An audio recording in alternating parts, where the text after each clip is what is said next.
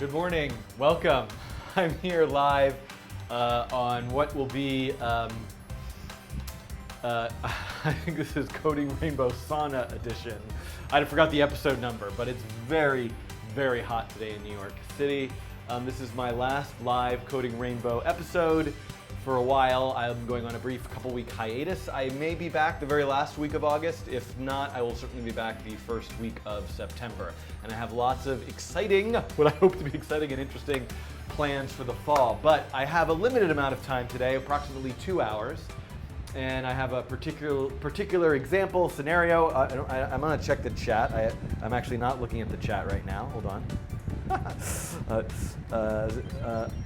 Okay, I have a particular example scenario that's been requested for a while to look at kind of classic computer science. I don't know, oh, that was the wrong sound effect. This is my bell. A problem called the traveling salesperson. I want to look at it in a few different contexts to talk about the difference between brute force algorithm, talk about a genetic algorithm again, and also really with you, the viewer watching, kind of think about and come up with some creative applications of this. So how might you make art with the traveling salesperson, or how much you make music with the traveling salesperson, or how much you make a game or an interactive exhibit with the traveling salesperson beyond just the fact that it's this algorithm. So I see that the chat is going. I assume that means that you guys can hear and see me okay. Albin writes, are you able to answer some questions? So I would like to answer some questions today. I think what I'm going to try to do is break my record. I've been streaming for about 2 minutes and go right into today's topic. Usually I spend a long time introducing stuff and talking about my morning and how hot it is outside and different things that I've been thinking about, what Broadway musical lotteries I didn't win the day before. But I'm going to kind of put all that stuff aside and try to go straight into the topic. But you should, if I can get through stuff quickly at the end, I'll take and answer kind of general questions. But as the chat's going, ask questions away, I kind of pop and peek at it and that sort of thing. Okay, so, did you guys just see what happened? I have a seltzer that I don't understand what happened to it because I had opened it previously, but it got shaken about, and now there is a giant puddle of water on the bottom. I'm gonna put some music back on for you guys.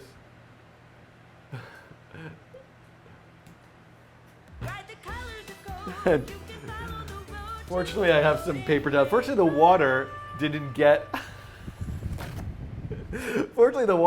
on anything technical. There's no cables. I'm just wiping it up. Hello. Wait, that wasn't a very good track. Let's play the Perlin Noise song. So this is random, this is noise, Perlin noise that is. In the core random algorithm, the actual random algorithm itself, those good thing I happen to have a roll of paper towels. Related at all. You pick, I'm picking random numbers between 0 and 10. 9, 2, 7, 6, 1, 9, 4, 8, 9, 2, 1. How bad is the water on my shirt? With Perlin noise, I might pick numbers like this. It's going to be permanently forever in my traveling salesperson video. 4, 5, 6, 5, 4, 5, 6, 7, 5, 6, 7, 5. Okay, well, there's a little bit of water here on the keyboard, not the laptop keyboard, which is good. Just on this other keyboard that I use to play sound effects and switch and that sort of thing. Okay. Well, today's going well so far, isn't it? Today was a day I was like, you know what, I'm going to try to be kind of professional and just kind of do the topic and not wander off into weird ideas and start like doing things like I'm just at home washing the dishes or something while you guys are watching. But I wasn't able to do it. Okay, now let me try this again. I was a little bit thirsty.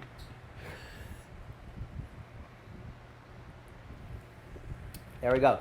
So I'm going straight into the topic with one caveat. For those of you who are new, I like to just refer you to codingrainbow.com, where you can see the latest challenge was a Flappy Bird challenge. I'll play that over here. Oh, can you hear that? Coding challenge. I don't know if you can. And then you can, if you want, you could subscribe to the YouTube channel. You could become a patron on a crowdfunding site called Patreon, and there's a Slack channel you can then join for further discussion. And you can also put your email in here if you would like to sign up for email alerts. And I will probably send some announcements over the next couple weeks as in the fall, I'm hoping to have a regular schedule. Let me ask you something. Hello from Portugal, hello from Germany. I know that there's folks in the UK. If I did an evening show, I don't know if show is the right word, but if I did an evening broadcast, which might be the time that works out this fall for some times, around like 6. Okay, I think I am back. Hello everyone. Am I back? Please tell me I'm back, and hopefully that problem's not going to happen again. I did, however, while I was away, get myself set up to start coding, and we've got to get moving. It's 10:48, and I want to really get through this topic today because it's an interesting one and one that I hope everyone will enjoy. So welcome again, welcome back. This is Coding Rainbow, episode sauna, New York City sauna edition, or the episode where I take a bottle of water and pour it on my head. I won't do that now, but I sort of did it by accident earlier. Okay, so the first thing we're going to do is I'm going to turn on this light. I'm going to check to make sure I can switch to the other camera, which I can. I'm going to get a marker, and we are going to start with the traveling salesperson. And I've got to get ice bucket challenge is a good day. Good idea. Okay, so hold on a second. Oh shoot, I need to get a new version of processing. That's okay. So many things. Okay, I'm not going to get it right now, and I'm going to open, and I'm going to go. I know where it is. Just give me a second here.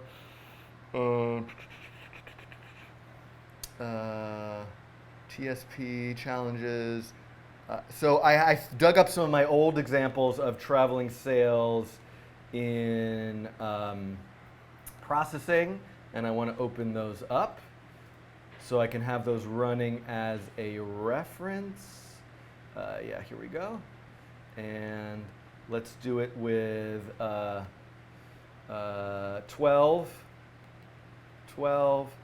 and I want to make sure random seed 5. Okay. So I just want a visual reference to start with. Let me minimize these. Oh, hold on a sec. Hey, is everybody still hearing me and seeing me? Just give me a moment here to adjust what I'm doing here to get, I want to have a nice visual reference to start with. And I just want to make this better. Okay. Read only, whatever. That's fine. I don't care about that. Okay, so hold on, everyone. I'm about to get going with this first topic. And I'm going to run these again. Brute force.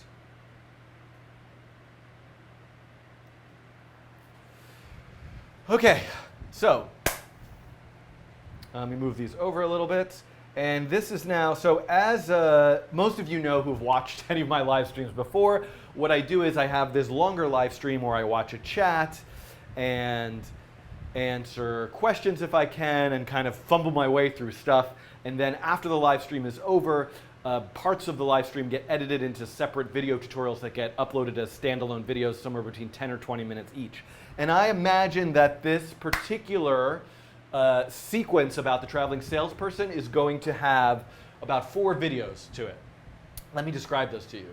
And it's 10:52, I think I can do all of them. Number 1, I just want to talk about what the traveling salesperson problem is and kind of build a quick example that just picks random paths and tries to find the best one by picking random paths. Then I want to talk about sorting this thing called lexicographic order, which is kind of like alphabetical order, and how you can sort something.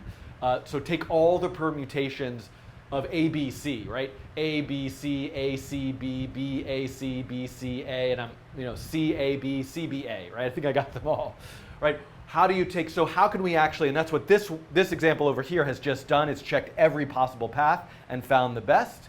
And then this one over here is using a genetic algorithm to solve it. So I want to talk about what the problem is, just kind of get an example that's running, look at lexicographic order, how can we check every possibility, then look at a genetic algorithm that can eventually, hopefully, evolve to the optimal solution. This genetic algorithm is performing, I would say, rather poorly. I'm kind of surprised because I thought I had kind of tuned it to work fairly well, although maybe there's still some errors in it. But I'm not going to worry too much about that.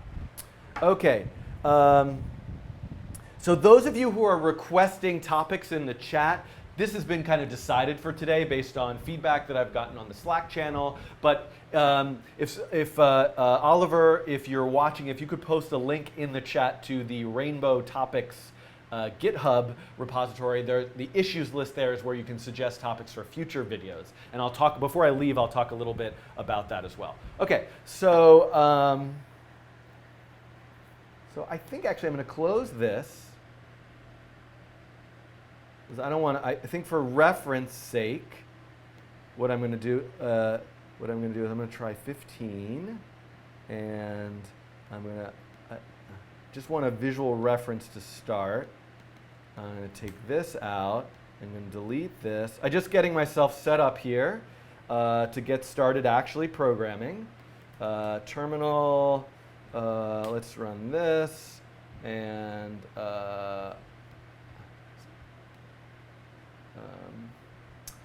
then I am going to localhost TSP I'm looking for, TSP1, great.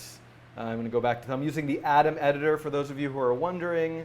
I'm going to just make sure everything is working with the P5JS library. So I'm going to add a little bit of code here just to see that I have an actual sketch running, which I do. I want to have my JavaScript console. There's a little bit of an error where I'm referring to an extra JavaScript file, which is unnecessary. So that's good. OK, we are ready to go. This is now, lexicographic. Yes. When somebody downloads this video and edits it someday, what you should do is dub over me. So when I was saying lexicographic, something lexicographic in a different voice. Let's just confirm that. Thank you, Oliver. Lexicographic order. Yes, this is what I'm looking for. In mathematics, lexicographic order or lexicographical order, also known as lexical, I might say that, dictionary order, alphabetical order, it's actually different than alphabetical order, but that's sort of a subtle distinction, is a generalization of the way that alphabetical order of words is based on the alphabetical order of their component letters. So anyway, okay, here we go. So I believe this is, I'm trying to think of where this fits into my YouTube playlist. Okay, third try is a charm. Okay, I'm back live again, and I was fiddling around here to get ready, and I'm just kind of, I want to just keep going here, not, okay, and I want to, I was going to make this 15 and run this, and we can see here, that's too much. Let's make this 13, lucky number 13. Yeah. Okay, so excellent. So I am ready now. Here we go. Are you all with me? Are you all seeing me? Can you hear me okay?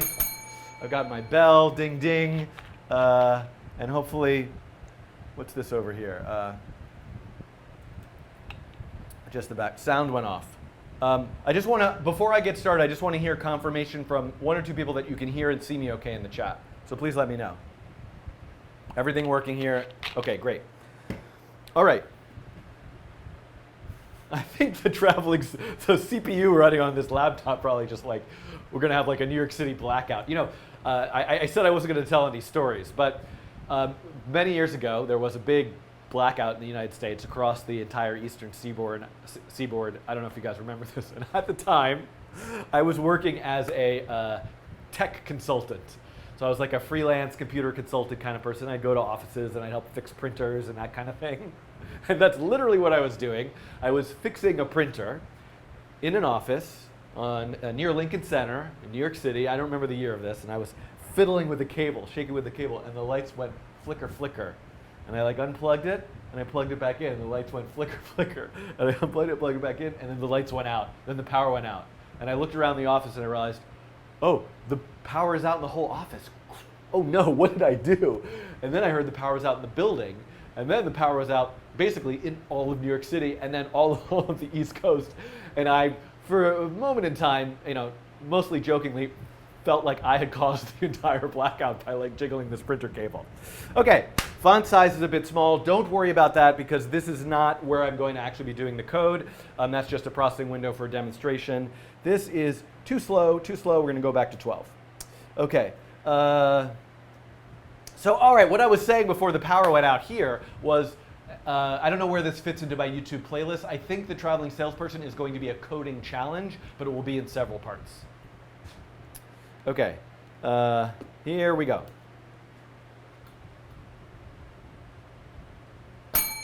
Hello, welcome to another Coding Rainbow Coding Challenge. In this challenge, I'm going to explore something known as the Traveling Salesperson Problem, which is admittedly a kind of classical computer science problem that can feel a bit dry or not so interesting. But my goal here is into doing these videos is for you, the viewer, to watch and understand it and think about creative applications. Can you make art? Can you make music?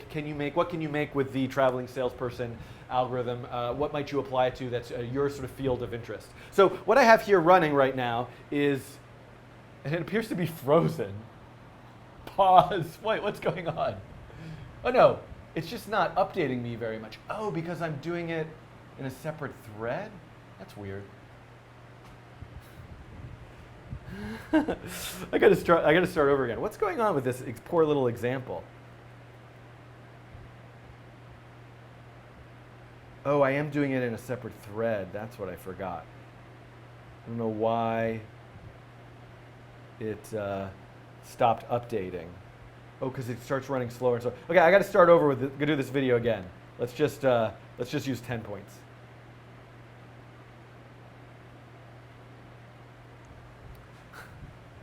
Oh, it's too fast.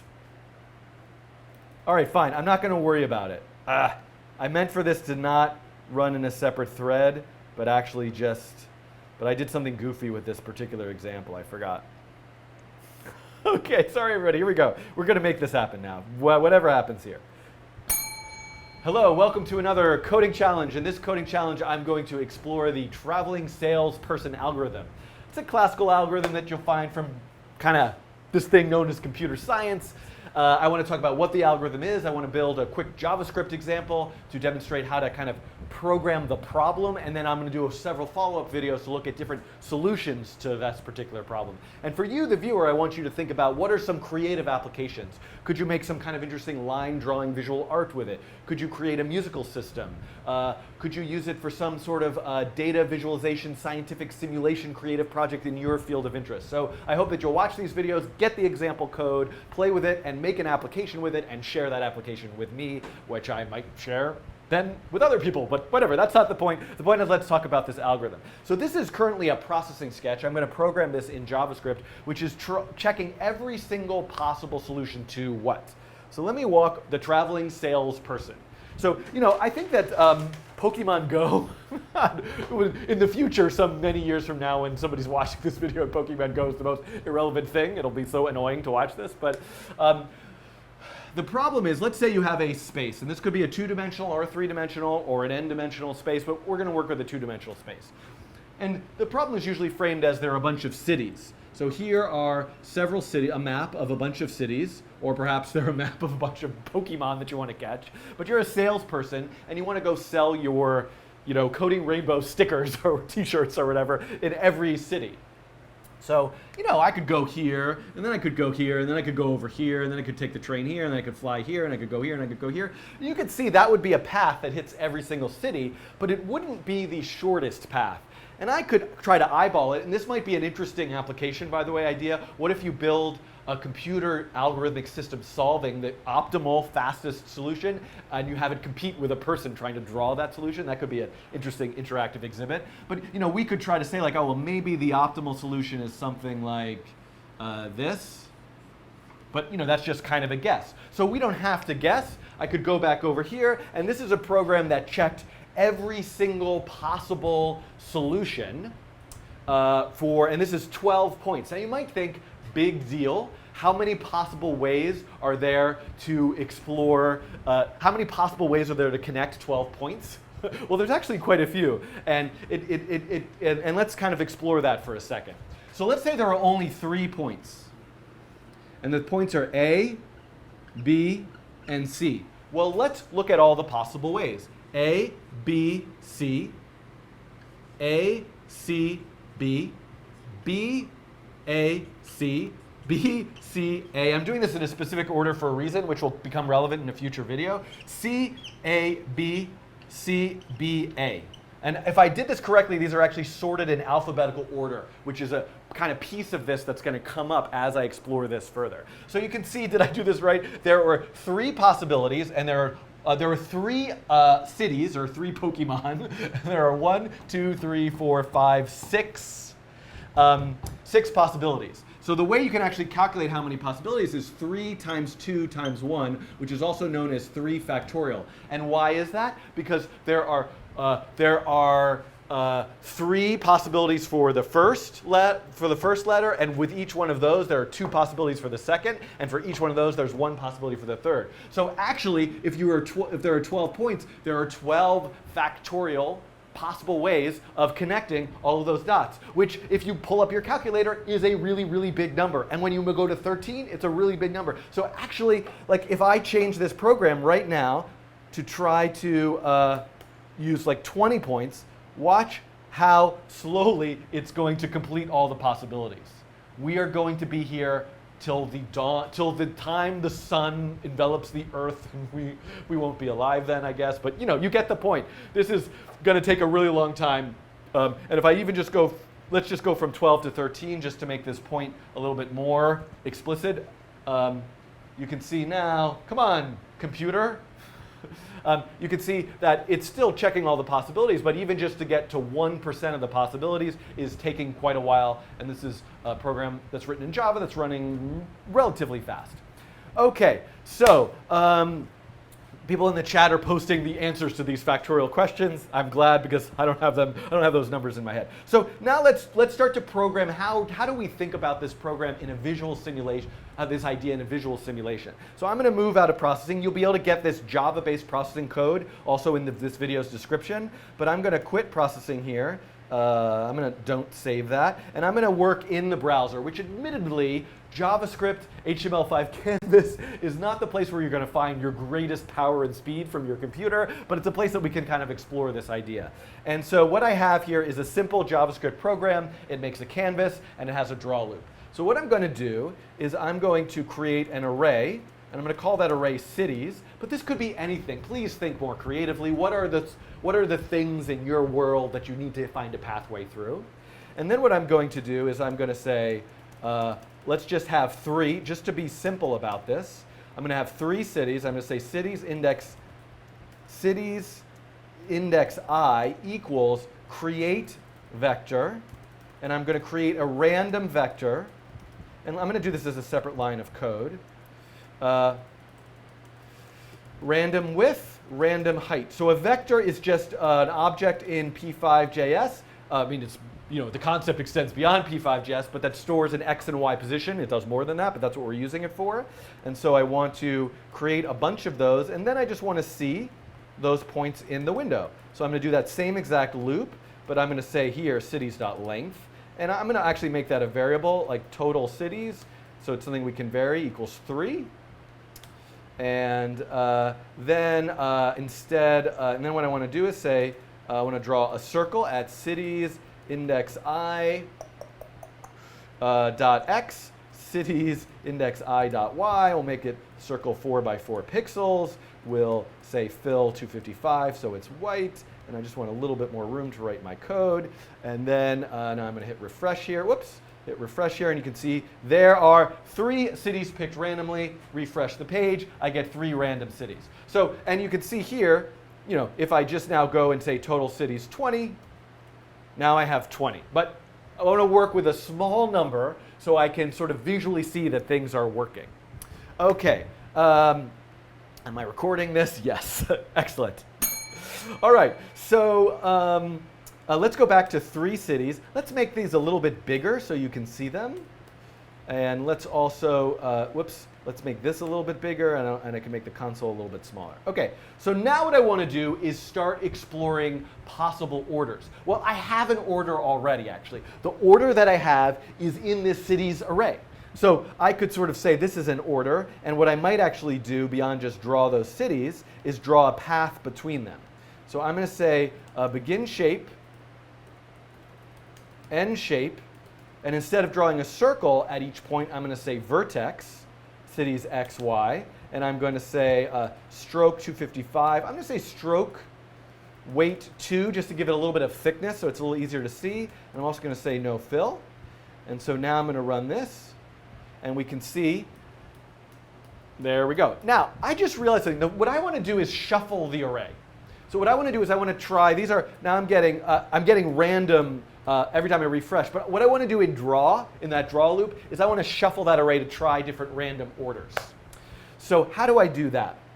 So I have a feeling if I go and look up the Mozilla documentation for the array object in JavaScript, there might be a kind of function that's part of the array prototype. Whoa, what's a prototype? Did I just say prototype in a video? But in other words, when I say prototype being this sort of like thing that is in charge of every array that's ever made ever in JavaScript, and there are some functions that I've explored in other videos like remove or splice or push that allow you to manipulate that array. I'm wondering if there's one that's called shuffle. But whether or not there is, I'm going to write my own function.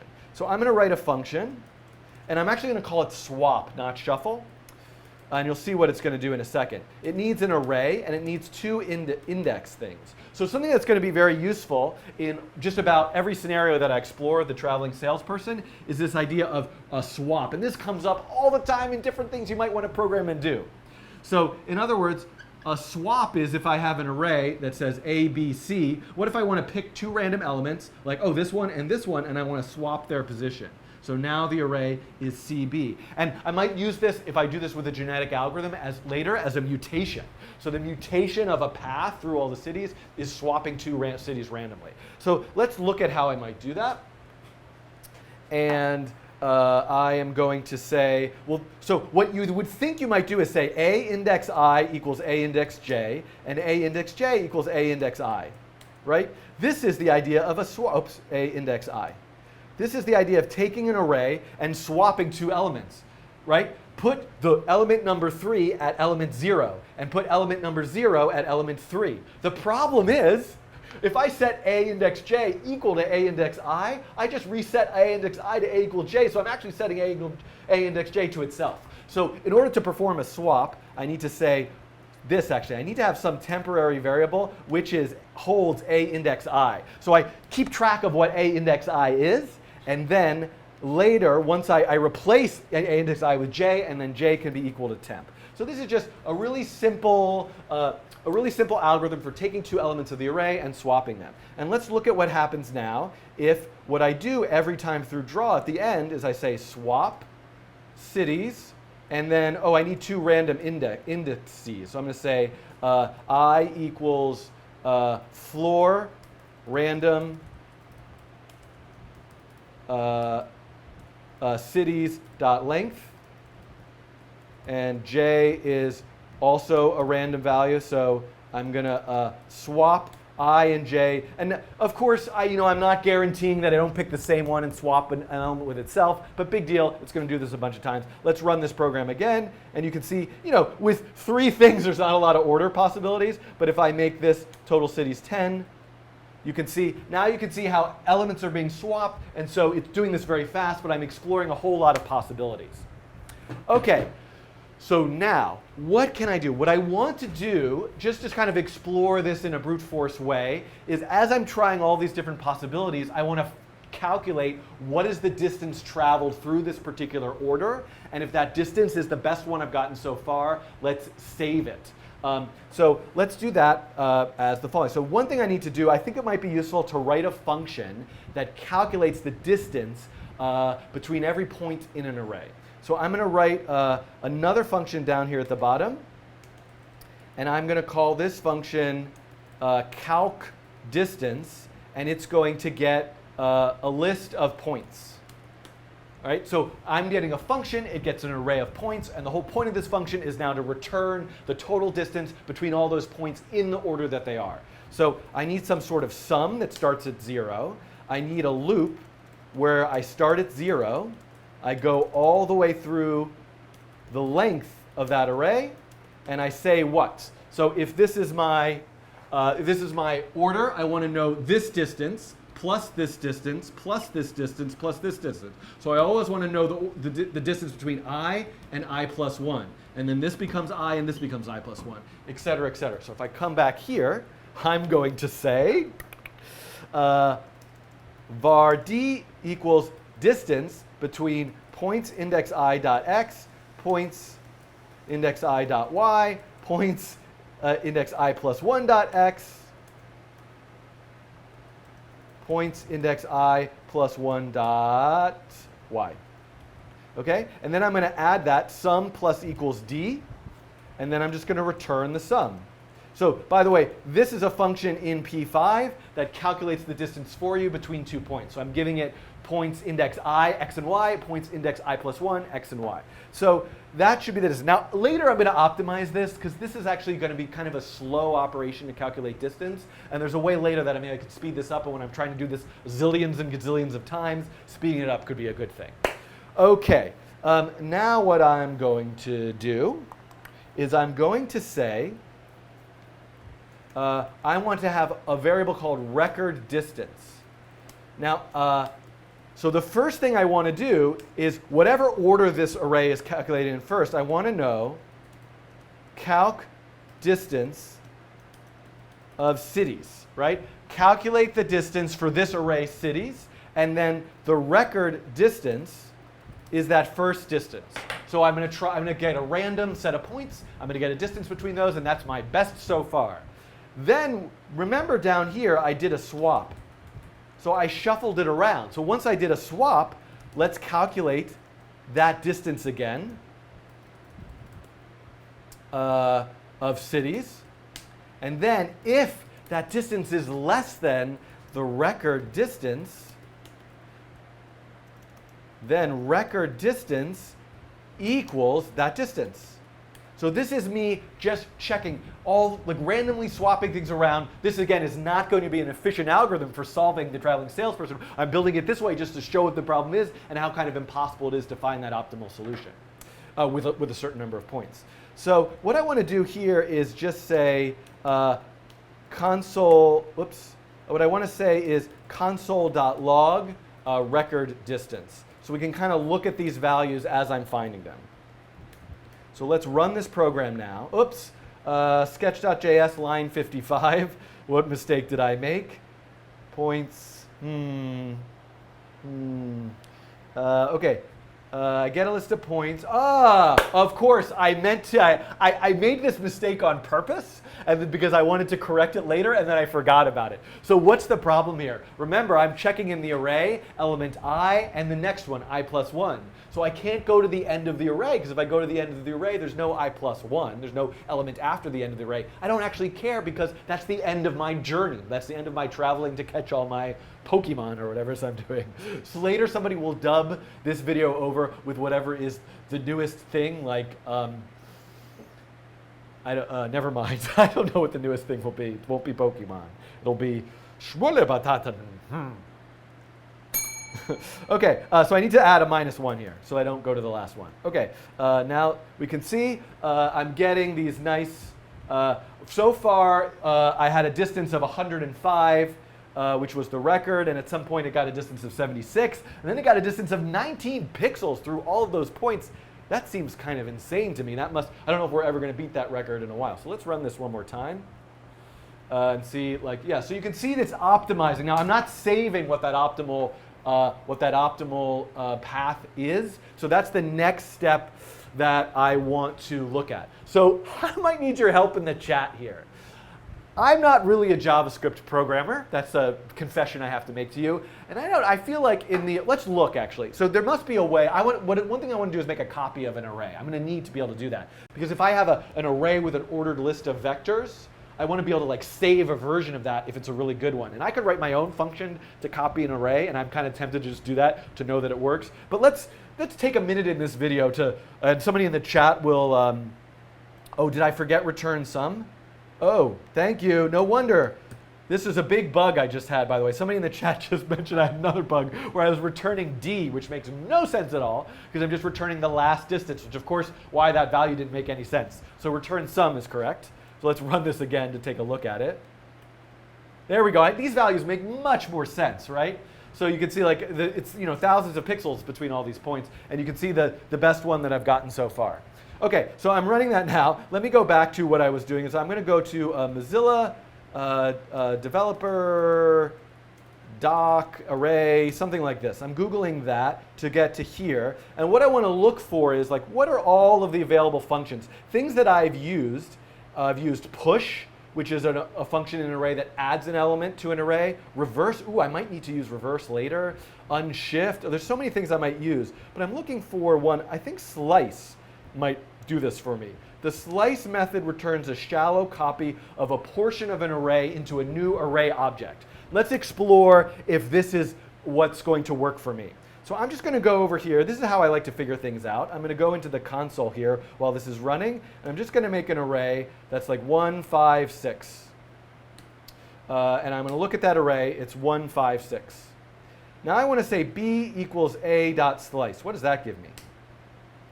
B is also 1, 5, 6. That's good. That's what I need. What if I say now b index 2 equals 7, 157, and a is still 156. So this should work for me, and I believe shallow means because I'm actually not putting numbers in there, I'm actually going to put arrays in there, vectors in there, that it won't copy the vectors. It's just going to copy the array, and that's exactly what I want, because I want to keep that same list of vectors. It's just the arrays are pointing to the same vector object, but in a different position in the array. So this is going to work perfectly for me.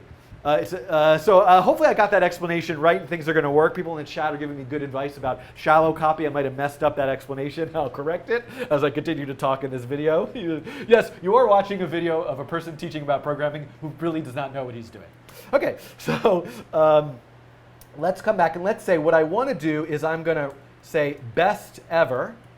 And what I want to say here is best, there was a show that I used to watch back before, when I watched television, which I don't have time for anymore, which was called Best Week Ever. So this is best, I guess that's from, there's the whole Simpsons thing, best, anyway, whatever, never mind. Best cities path ever is cities to start. And then every time I find a record, I want to actually say dot slice, I want a copy of it. And then every time I get a record, I want to say best ever is cities slice. So just to see if this is working, what I want to do is I want to draw the path twice. I want to draw the current cities, and I want to draw the best ever. And I'm going to make the best ever thicker and some pinkish purplish color, and I'm going to make the current cities thinner and white. So let's run this. Yeah, this is working. So I believe this is doing what I want it to do, which is just randomly swapping things, and every time, and we can look here and see that, I took the print line out, but you can see the pink path is currently the best path that it's got. Now, with 10 points, I can see here, like, this is no good. Like, over here, this part is, like, terrible, because look at them crossing. I could easily, myself, just design, like, go here. I can't do this, like, people who do the weather on television are like so good at this. I could go here, then I could go here, then I could go there. Anyway, you could see how you could easily design a more efficient path. So this isn't going to get us that most efficient path. That's what future videos that I'm going to go into the next steps are going to explore. But let's just see that this program is working by just having 4 points, because I think we can probably visually see that looks like the best path between those 4 points. Same there. it looks like it's kind of finding it rather quickly, right? You can kind of imagine, you know, arguably, is it going to be better? I don't think so. But you can see it's going to randomly kind of try every possibility with just 4 points rather quickly. We can even try 5 cities, and you can see that it's kind of finding it. So, you know, if I slow this down, if I draw it more artistically, if I allow the user to interact with it by adding points, I mean, that's sort of an interesting thing, right? Dare I don't, you know, these might be some things that you can explore. So I'm kind of finished with this first video demonstrating the traveling. I don't know what the bell does, but it's a thing. With this traveling salesperson problem. In the next video, what I'm going to do is show you how to not just randomly swap points to try a bunch of different possibilities, but actually sort an array of numbers with every single possible permutation, so we can actually just try every single possibility in order, which I think has some kind of interesting creative applications to it as well. So I'm going to do that in the next video. Okay, so thanks for watching this one, and the next video we'll follow up on this. Okay, talk to you soon. Okay, everybody. Hey, I felt like that was a kind of reasonably good video. How are we doing time-wise? 11:30. Okay, we've got a lot to sort of solve and do, but it's not out of the question to finish this. So I'm going to pull up a, I'm going to see if I'm going to, today's the way I was trying to be professional, but you know, I have to do a little bit of dancing to kind of get my energy going here. As always, I always forget the this dot, this dot, this dot, this dot. I'm going to do this dot, this dot. I'm going to do this dot, this dot, this dot. I'm going to do Okay, so the next thing I want to do, and I was reading on the subway this morning, as I'm apt to do, lexograph, that, I'm not getting this right. How come I can't remember what it's called? But there was, here we go. This was like a really, really good post. Kind of, which is, and this is like really killing my computer. So this I want to refer to, which is how would you explain an algorithm that generates permutations using lexicographic ordering? So I want to talk about what lexicographic ordering is, use it to get every possibility, and then write the program to check every possibility. So Christopher Freeman asked, what is the point of the traveling salesperson? So you know, never forget this dot. That's a really good question. This dot, never forget this dot. And whoops, hold on, I can't see myself in my preview window. Now I can. So this is a good question. And, you know, on the one hand, the problem is just an interesting theoretical exercise in looking at a search problem where there are so many possibilities. How can you check every possibility? How could you use a genetic algorithm? Could you use another machine learning technique to sort of solve it? So in some sense, it's an academic exercise. Now, I have a feeling if you go to the Wikipedia page, there are lots of actual real-world applications to the traveling salesperson. You know, efficiently placing, you know, markers along a marathon route or something. You know, I'm like sort of making up something, but you know, kind of like almost like you might think of, you know, computational geometry problems.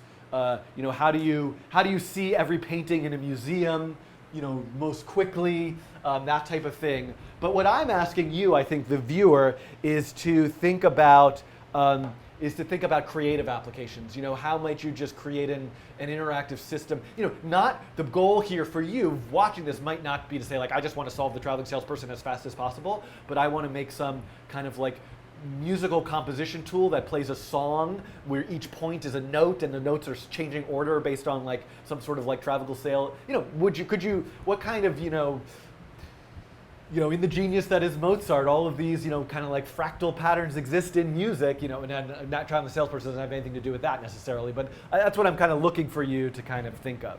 Okay, so I got to get moving here as you're thinking about that. And I was running late I'm out of paper towels because of my water explosion. Hold on a second. I will be back. I think I can actually still talk to you.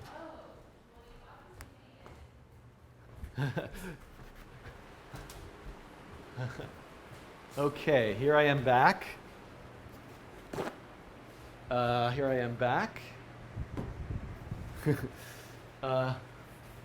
So I am erasing, and I want to talk about lexicographic order, which is basically similar to, which is very similar to alphabetical order with some subtle distinctions. And I want to do okay, so let me get myself set up here. Traveling, I need to go to here. I need to duplicate this. And I'm going to do I should just say alphabetical, lexicographic order. And I want to look at this. So now that's in my add-in window. I'm going to get rid of everything here. You have to excuse me for a second as I work this out to get ready. Oh, I might need swap. I'm going to leave swap as a function. Okay, so what I want to do, and yeah, okay, I'm thinking. Oh no, I want to leave this, and now I need to go back here and refresh. Okay, let's do this. Okay. So I think I'm not going to explain away the entire algorithm. Lexical order, thank you. But I'm going to refer to this page, and there'll be a link in the description. You can read this through. It's super thorough and fascinating. Great explanation of this problem. But the sort of answer to how to do it is right here, and I'm going to read that through and follow implementing that in the code, which will kind of be at least demonstrating how to do it. And for those of you that are interested in more, I just want to kind of like practice in my head for a second. Forget it. Yeah, no. Let me think. I want to do this twice. Never mind. I'm just going to do this live in the video tutorial. How bad could it be? Forget about this practice thing. Okay, here we are. Let me cycle the cameras. And I have about an hour or so left to go. I think that's pretty good. This should be 10 to 20 minutes tops. Hopefully there won't be any like power outages or sound blowing up things. And here we go. Let me. Hello, welcome to another coding challenge video. In this coding challenge, I'm going to look at something called lexicographic ordering and look at an algorithm for solving lexicographic, which for some reason I can't say, but you can say lexical for short, so I'm going to say lexical ordering, which is kind of like alphabetical ordering.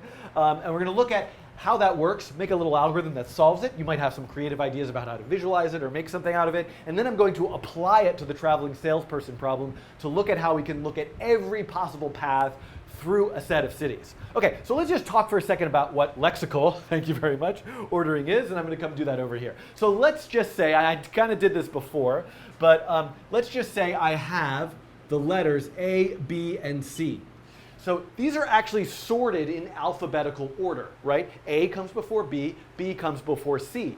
But what if I want to know the next ordering of these that's also the next order in alphabetical order? Like I could say, like, here's another order, C, B, A, or here's another order, B, A, C, but neither of these are the next order in alphabetical order. Now, I could tell you that the next ordering in alphabetical order is A, C, B, right? Because A should come first. Well, B already came second. The only other possibility is C, and then the only thing left is B. And then we could think, okay, well, I tried all the A possibilities, so the next in alphabetical order. And by the way, lexical order and alphabetical order are very similar concepts. There's a sort of subtle distinction, which has to do with how numbers or dates are kind of treated in the way you might sort things in kind of the computer way. This is, by the way, my version of the computer way. But I'll let you read about that in this page that I'm going to show you that has more information. So I could say B, and then what would be next in alphabetical order would be A, and then all I have left is C. And so B is next, and then C, and then A, and then C, then A, then B, then C, then B, then A. So I could do this rather easily myself, but you know, if I have A, B, C, D, E, F, GHI is going to be a little bit harder, although not that much harder, because honestly, it's just going to be A, B, C, D, E, F, G, I, then H. Right? You can sort of imagine, and there's this swapping. So what we need is an algorithm to do this for us, and then print out every single possible ordering. Because what I'm ultimately going to do with this is actually use these as indices into an array that has different cities in it. So, you know, Baltimore, New York, London. I don't know, I shouldn't be so US, Europe-centric. Everybody in the comments, give me some better cities to use in my next example. But so you could imagine this could be 0, 1, 2, 0, 2, 1, 1, 0, 2, 1, 2, 0, 2, I don't know if I'm getting this right, 2, 0, 1, 2, 1, 0, something like that. So hopefully I got that right, but this is what I want to do, and I want to try the cities in all of these orders. So let's go back over here, and I found this wonderful page on the subway this morning that I read in my Google search, which was a Quora post that says, how would you explain an algorithm generates permutations using lexicographic ordering? So the wonderful thing about this answer by Michael Foracek, which I'm sure I'm not pronouncing correctly, somebody will have to, people are giving me great cities, Kuala Lumpur, Rio, Coventry, UK. So let's be international coding rainbow here in this thing that I'm doing on YouTube. But so for the impatient, here's the actual algorithm. So what I'm actually going to do in this video is just kind of read through this algorithm and sort of talk you through it and implement it. And I would suggest to you that if you want to find more about it, you can kind of read further down this page where the author provides an example scenario of an example order, how the algorithm plays out with that example, and then also derives this algorithm. But I'm going to kind of leave that aside as kind of, and I just want to kind of like, I think you might have an intuitive or kind of sense of how it works just by implementing it. So first, let's get ourselves set up to do this. What I want is to have an array. I'm going to start with an array. I'm going to call it vals. Yeah, that's fine. And I'm going to have it be 0, 1, 2. We're just going to start with 3 numbers so that we can see that it works. And what I want to do now in draw is, first I want to, what happens if I do console.log vals? So let's just look at that. And run this, we can say, okay, so that's good. I'm seeing here in the console the current order of the array. So I want to see it as I do each permutation one at a time. So if I go back to this explanation, first, and let me zoom in on this so you can see it better. Find the largest x such that p index x is less than p index x plus 1. Okay, so what does that mean? Often we think of I as the index, not x, but what we're looking for is where is there something in the array, the highest, the element closest to the end of the array where its number is less than the last number. So, and intuitively right now we can say like, which one is that? It's this one, right? And honestly, if this were the array, 3, 4, 5, 6, 7, it would be this one, right? Right now, the last element of the array, that is less than the one next to it, is, when it's in order, is always the second to last one. But we should write an algorithm to make sure of that. So the first thing I want to say is largest I, I'm going to assume it's 0. And then I'm going to loop through the entire array. And what I want to do is say, okay, if vals index I is less than vals I plus 1, then largest I equals I. And I can't go to the very end, right? So I want to find what is the largest. And you know what I really need to do? I want to start with this as -1. Because I want to start with an invalid index. Because if I don't find anything, that's going to be important. If we go back to this algorithm, if there is no such x, that means we finished. So what I wanted to add here is say, right here after I do this loop, if largest I equals -1, no loop, console.log finished. No loop is a function in P5 that just stops this animation loop from going. Okay, so we can see that here. I've kind of implemented, I've implemented step 1 of the algorithm. And let me just, in the code here, just add a link to this article that I'm using, just so I don't forget to do that later. Okay, now, find the largest y, or you might think sort of in this, I'm going to use j, because I'm used to using I and j as index values. Find the largest y such that the index x that I just found, that's the largest one, is less than y. So let's think about that, right? So let's say, I think I might need a diagram for this. Oh yeah, I have my, so let's say we have a bunch of numbers, 0, 1, 2, 5, 6, 8, 4, 3, right? Let's find that largest x, which I'm calling largest I, such that the value in the array, the index is less than the one after it, which would be here. So 0, 1, 2, 3, 4. So this is 4. Now, so what's the next step? Whoops. The next step is find the largest y such that p of x is less than p of y. Not of, p index x. So I now need to find whichever one in here is actually less than this number 6.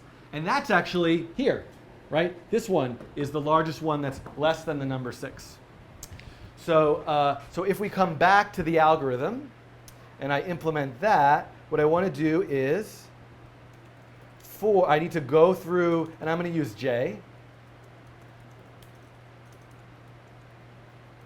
I'm going to go through the array again, and I'm going to say largest j equals -1. So what I want to do is here, the largest y such that p of x is less than p of y, p index x. So if val's index j is less than val's index largest I, which was x, then largest j equals j. So now I have largest I and largest j. I have both of those. And I don't think I need length -1 here because I can check all of them. We'll find out. Now, swap p index x and p index y. Now, you might have come to this video without watching the previous one I made on traveling salesperson. But in that video, I look at a quick little algorithm for swapping two elements of an array. And here's the function that does that, right? I have a function called swap. I receive an array. I receive an I and a j. I save the value that's at a index I. I put the value that's at j in I. And I put the value that was at I in j. So now all I need to do is say swap largest I, largest j, right? And then reverse. Oh boy. So this is kind of a funny thing, but what I also now need to do is reverse everything that's between x plus 1 to n. Now, how do I do that? This is going to be a little bit goofy.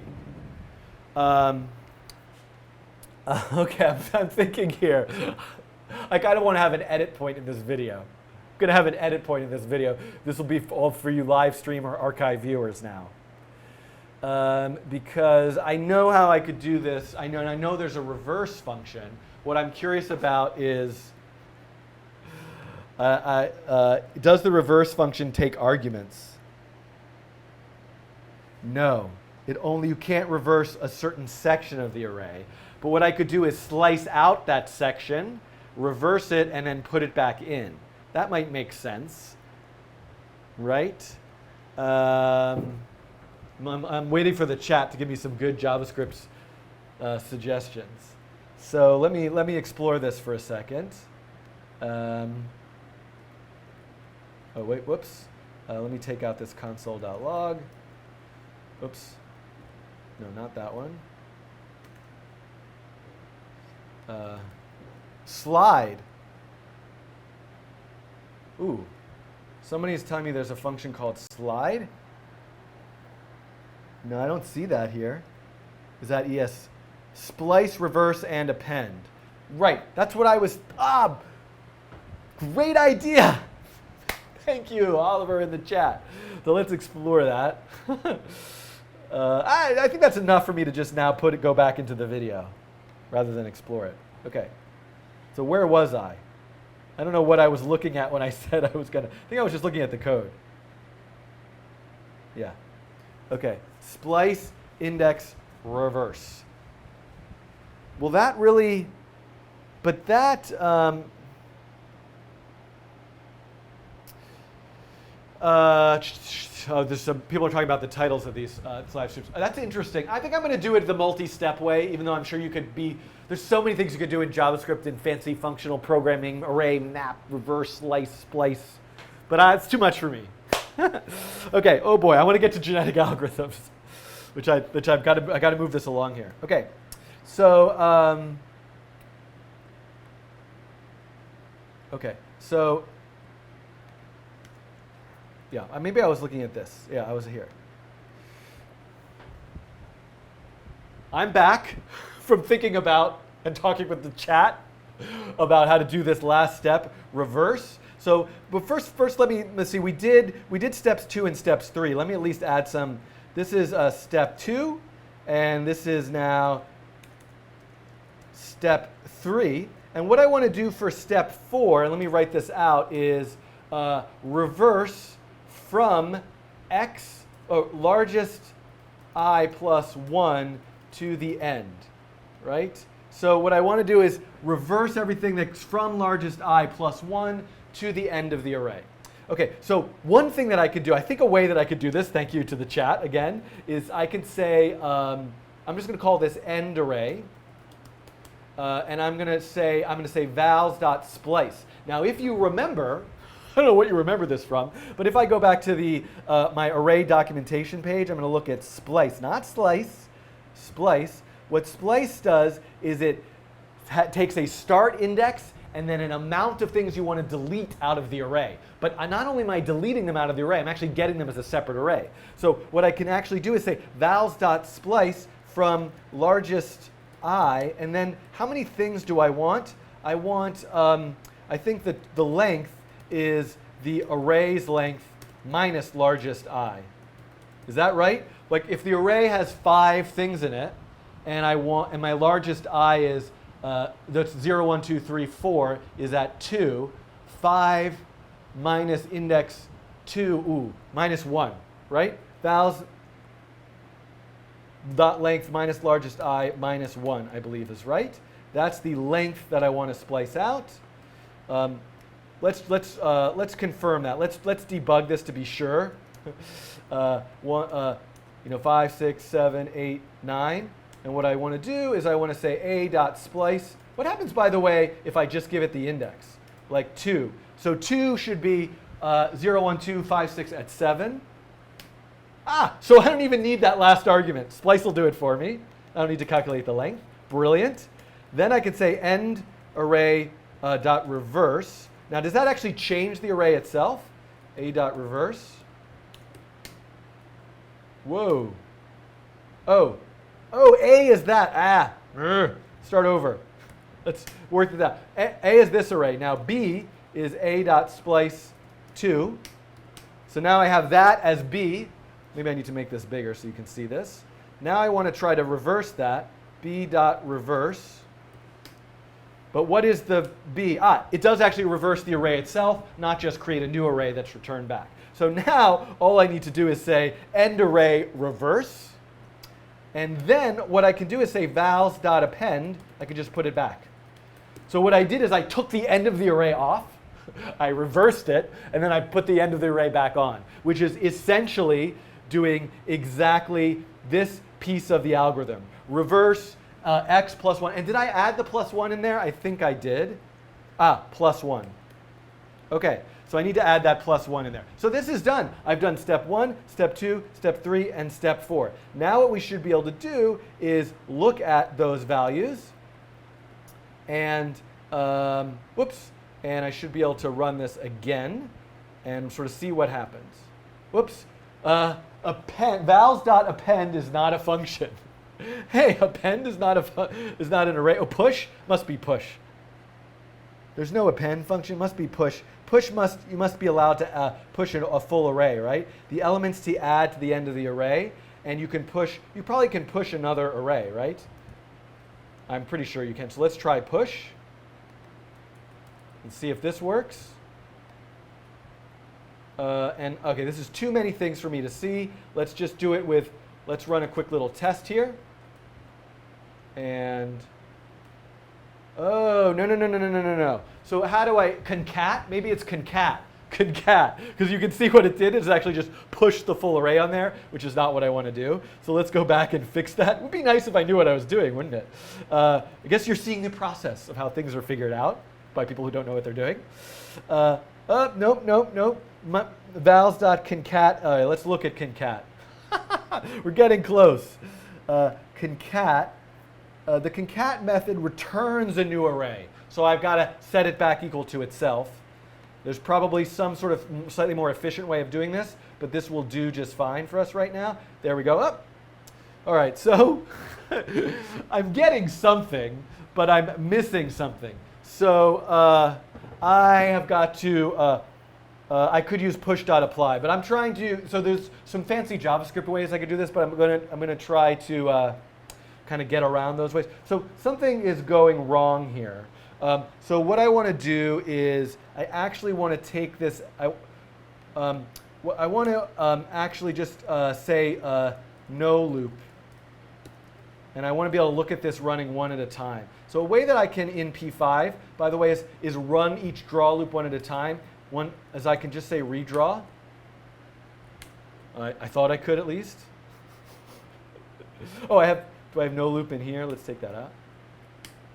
Do I have console.log? Maybe I took out the console.log. Whoops.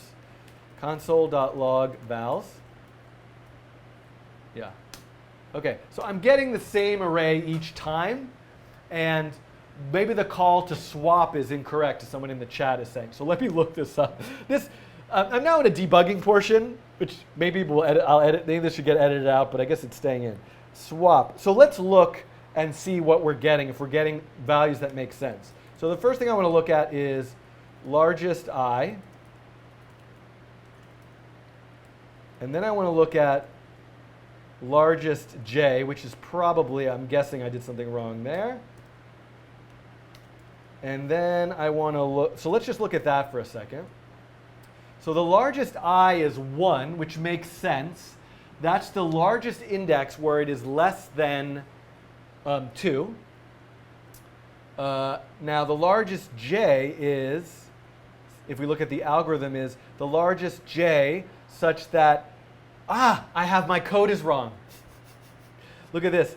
This should be largest I is less than j. If we look at that algorithm again, that makes total sense, that I'm looking for the element of the array furthest along that's actually greater than the one that I just found. So that should fix things up here. And then if I say redraw, okay, so that's a little bit better. I've made an improvement here that I'm finding. Let me refresh this. That the largest is 1, and then the largest j, which is 2, which is greater than what I just found, is the last element. That's correct. And I've got a terrible error here. Bad, sad little bug. I just had a brain malfunction when I wrote this swap function. It's like swap, largest I and largest j, but swap it with what? And the chat just pointed it out to me. The way that I wrote this function is I've got to say, here's the array that I want you to swap these elements in. So I've got to actually put that array in there, which is vals. So let's redraw, and we can see, there we go. Now we can see the order is happening. So I can take out some of the console logs. I can put in no loop back here, and I can take no loop out here, and I can run this, and we should see, there we go. 0, 1, 2, 0, 2, 1, 1, 0, 2, 1, 2, 0, 2, 0, 1, 2, 1, 0. We got it. Yay. Now, let's be a little fancier here, and let's put something in in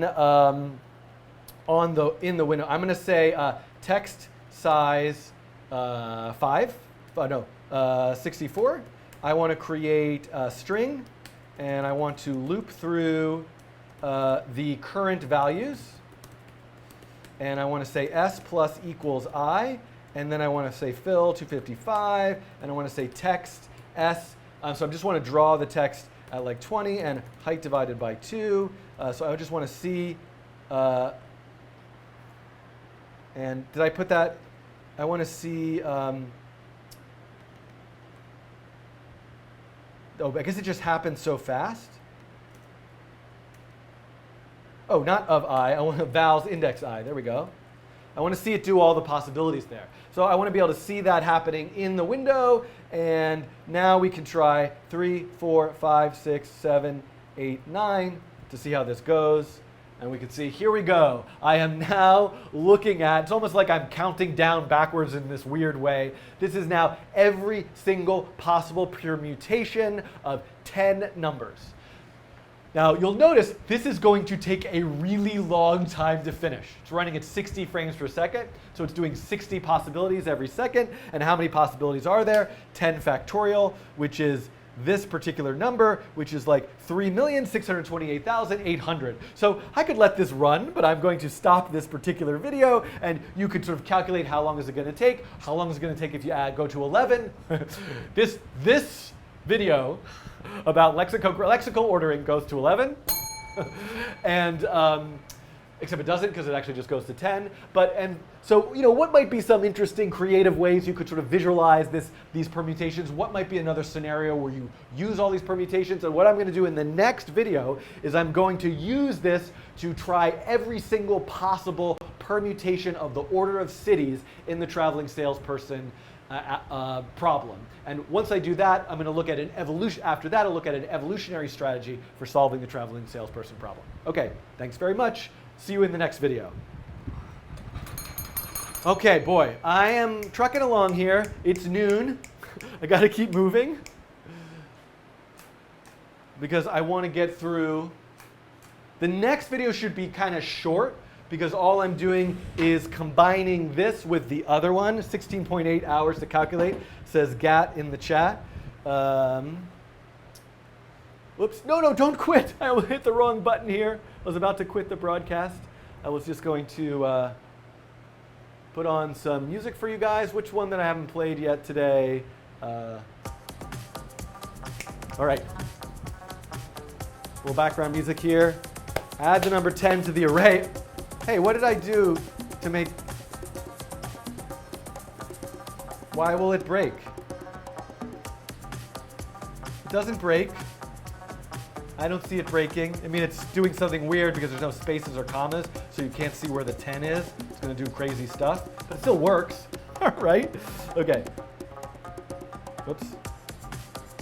Okay. So now I need to go to here, TSP1, TSP2, lexical. That's going to be the next one.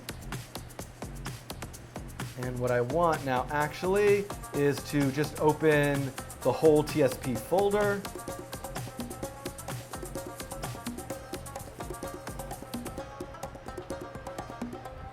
I don't have time for this is my last broadcast for a while. I got to get through this material.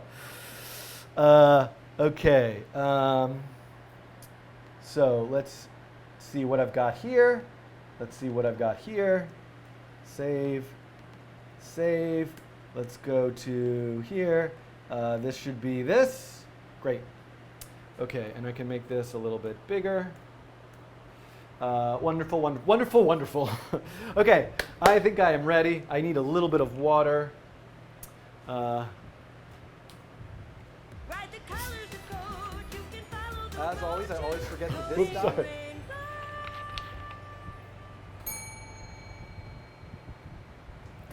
So by the way, one little announcement I have to make, which is that the theme song, of which the instrumentals are now playing in the background, will be out after Labor Day with a full music video associated with it, because I'm kind of like relaunching again in September to try to really treat this, be back every week with weekly live streams and a kind of set of topics that are going along with the fall course. But I'll talk about that stuff later. Okay. Anybody watching the Olympics, by the way? Super exciting. I hope your home country, wherever you're from, has some fun people for you to watch and root for. Yeah, okay. But no time for that discussion. Here we go. So I think I'm ready to do this. I'm going to come back over here. I don't think that I'm going to need to use the whiteboard for this one. But it is what it is. So let me actually make this like 8, just for a second. And one thing I want to do is I'm going to just see random seed 1. Just want to see something here. Random seed doesn't seem to be. Yeah, it is. It's doing the same thing each time. Okay, I don't care about that. Okay, here. Oh, Verto has a friend swimming in a few minutes from Spain, maybe, or from I don't know where you're from, Verto. But cool. Send me the name of this person so I can check later and see how your friend did. Belgium. Okay, everybody. Here we go.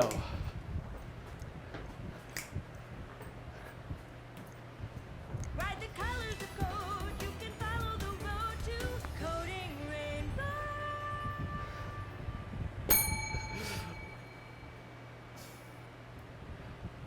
Hello and welcome to part 3 of a coding challenge, and I don't know, they're individual coding challenges, they're a part of a sequence of coding challenges, who knows? But in this particular one, what I'm going to do is I'm going to look at this traveling salesperson problem again, a random list of 8 cities, and right now the program is just randomly trying possibilities to see if it can find the best one. And I'm going to look at how we could combine that with this thing I worked on in the previous challenge, which is looking at every permutation of a list of numbers or letters sorting in lexical order, which is like an alphabetical order type thing. So here you can see this is running. It's going to take a very long time to check every possibility, but I want to take this code and I want to combine it with the traveling salesperson problem to check every possibility in order, which I think will be an interesting thing to do. So let's look at that. So the first thing that I want to do, and honestly, there's probably, I can tell you for sure, that after I finish this, I could easily make another 10 or 15 minute video that's just kind of like refactoring the code to sort of organize it nicely in my, hyper desire to have like things always organized. But I'm gonna let it be loose in this video. So I'm just gonna like copy paste code around, move stuff around, and kind of use stuff together in a bit of a haphazard way just to demonstrate it working. And then you should remind me when I publish the code. I'll make a nice neat version for you with some comments and things organized in a way you can kind of compare those two. But anyway, let's just keep moving. And so what I want to do is I want to basically start taking things. So I want to take this array vals from the lexical order example, and I want to bring it into the traveling salesperson example. And if you haven't watched the previous 2 videos, you don't need to, but you might want to go back and see how these pieces of code were developed. And what I actually don't want to do here is I don't want to initialize it, hard code it, and I think I'm going to call this order now, because really this is going to be the thing that's keeping track of the order for me. And I need a number for every city. So all I need to do add here is right here in this loop is say orders index I equals I. So I just create an array, and I need to initialize it as an array. So in JavaScript, I've got this array, and the array is going to start if there are 8 cities, and let's just do it with 4 cities just to sort of see. It's going to be 0, 1, 2, 3, right? 0, 1, 2, 3, 4 cities. Okay, so that's good. So that's the first step. Now what I want to do is I'm actually going to take this entire algorithm, and I'm going to put it in a separate function. I'm just going to say copy, and I'm going to go into my lexical one, and I'm going to just go to the bottom. I'm going to add a lot of line breaks and just paste it down here. And I'm just going to say here like, this is my lexical order algorithm. And I'm going to write here, I'm going to call this a function now, next order. So I'm going to put all of this in a function called next order. Could be just called next or next ordering. And what this is going to do is it's going to take, and actually this is much easier than I even imagined, and maybe I don't have to refactor this that much. I called it order instead of val, so I'm going to have to I could probably do a find and replace or some, but I'm just going to kind of eyeball it for a second and put order everywhere now. So I now have this algorithm. And what I want to do is I want to make my canvas taller. I'm going to make it 600, but I'm still going to only pick points in the top. And then what I want to do is I want to use this quick little algorithm to write text to the screen so I can see. I want to put this at the very end, and I know I'm doing this kind of quickly, so I'm kind of trying to talk you through what I'm doing. It'll make more sense once you see it. And this again is order. I'm just combining the code. I'm not actually logically combining the code. I'm just taking all the code from one example and putting it in places in a previous example. And then what I want is to have this be at like the bottom of the window, somewhere down here. And if I hit refresh, whoops, I'm in the wrong example. I got to go to localhost and find that example again, TSP lexical, and I have some errors here. So orders is not defined, sketch.js line 15. It's called order, thank you. And you can see, okay, so now, so what I have now is the random selecting and the order being displayed below. Ooh, and by accident, because I have a stroke and a fill, I have these nice outline characters that make me kind of happy. So now all I need to do in draw is say next order. Like in draw, I want every time I want to try the next possibility. So vals is not defined, sketch.js line number 97. That's a place where I forgot it, which would make sense for me to have done a find and replace on 109. But this is a perfectly fine way of finding those spots. 119, boy, I really did a terrible job. I can see some other spots now. I barely got anything. Oops, and I don't want this anymore. That was the drawing part. So we can see here now, it looks like it's working, right? Because it looks like it's trying every possibility here, but it's not actually using this order as the order of things for the traveling salesperson order of cities. So now I need to, instead of randomly picking an order of cities, I need to try the order based on what's here. I want to try city 3, then 2, then 1, then 0. Okay, here we go. So now what I want to do is where do I get the order from? The order basically, so this is kind of an interesting thing that's happening here. What I'm going to do is change right now I was actually moving the vectors around in that cities array, but the cities or the array now is no longer something that I ever need to touch. The thing that I'm keeping track of is actually the order array.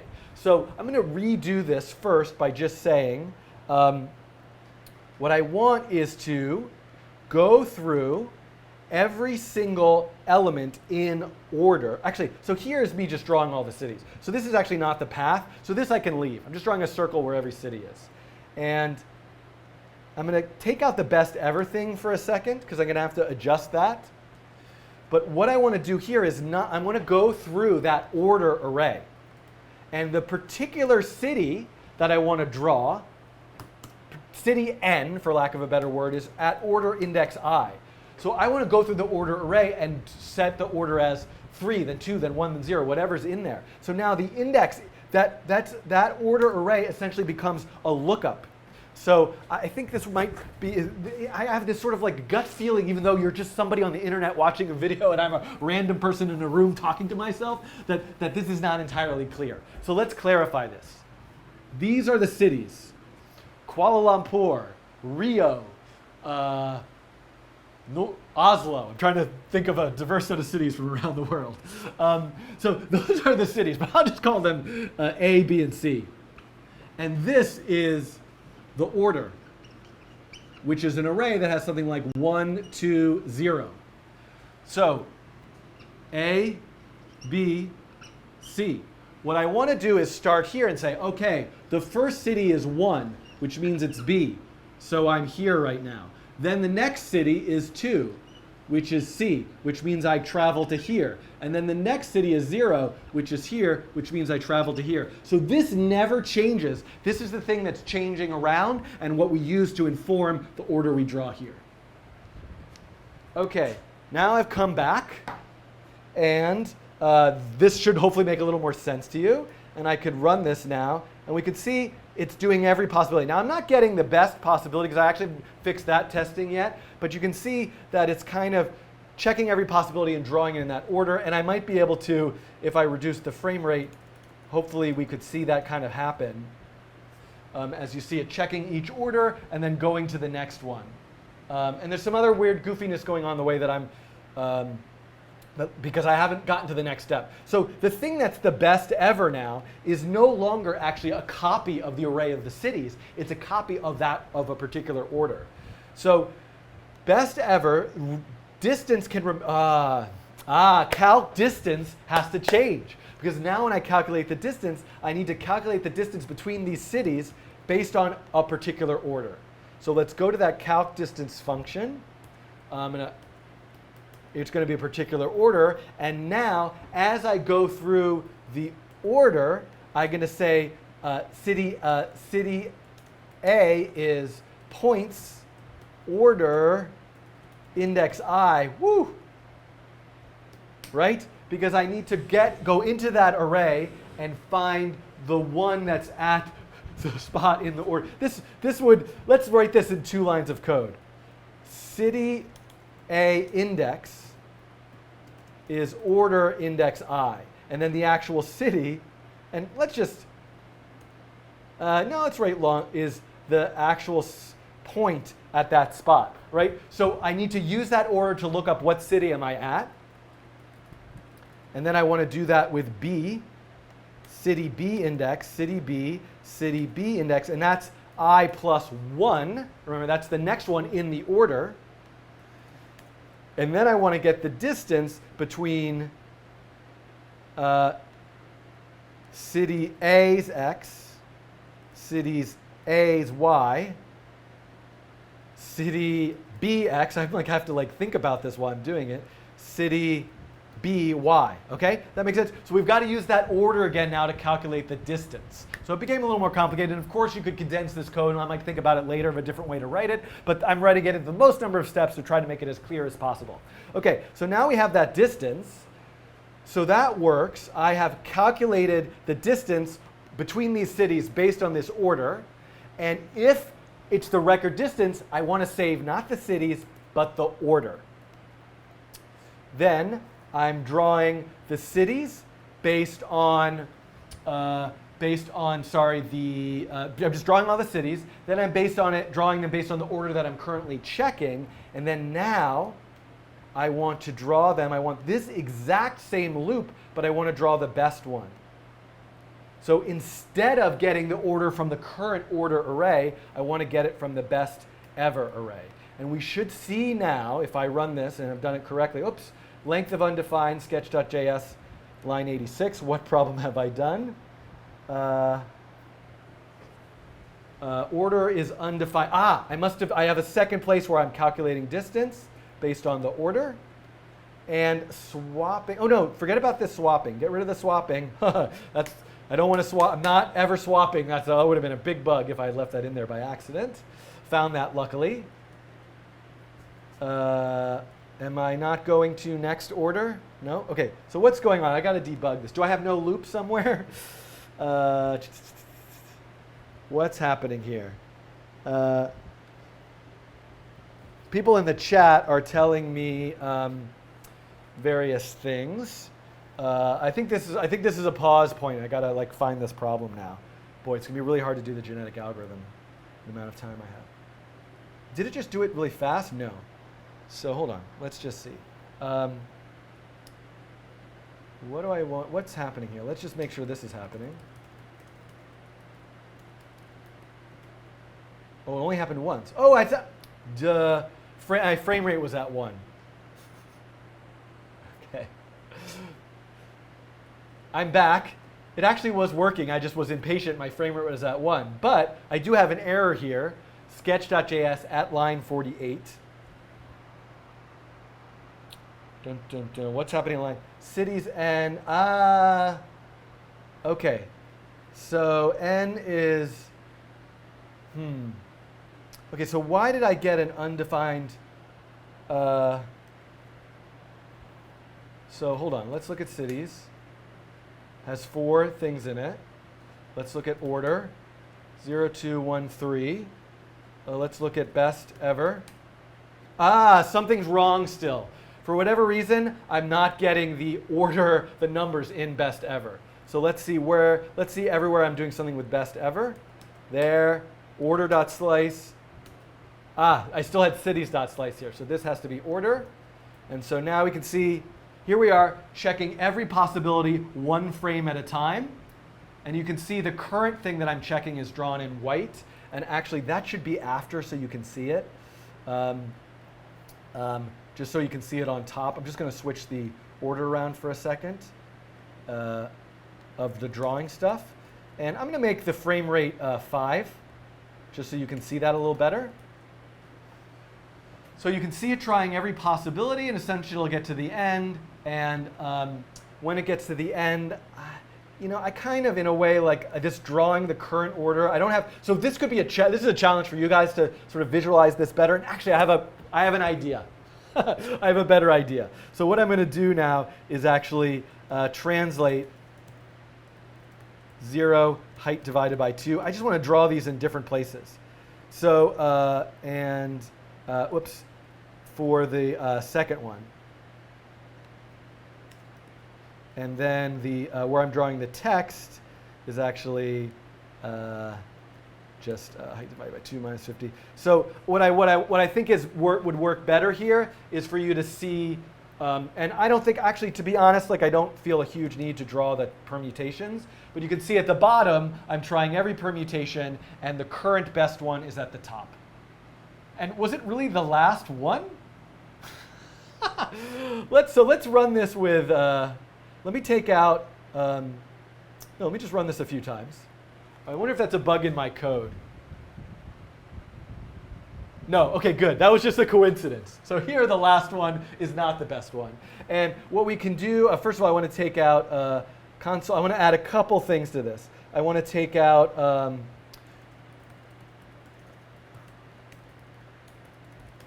I want to get rid of this test to see if that was working. And I want to,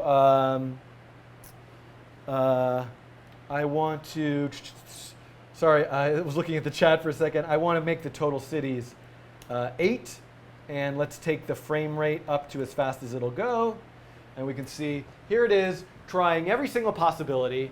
And every time it finds one that's better, it puts it up top. So you can see, I don't know, maybe that's the best one, actually. It might have found it. And at some point, it's going to stop. Now, I don't know where it is. So one thing I would like to do is be able to calculate the percentage finish. Now, the thing is,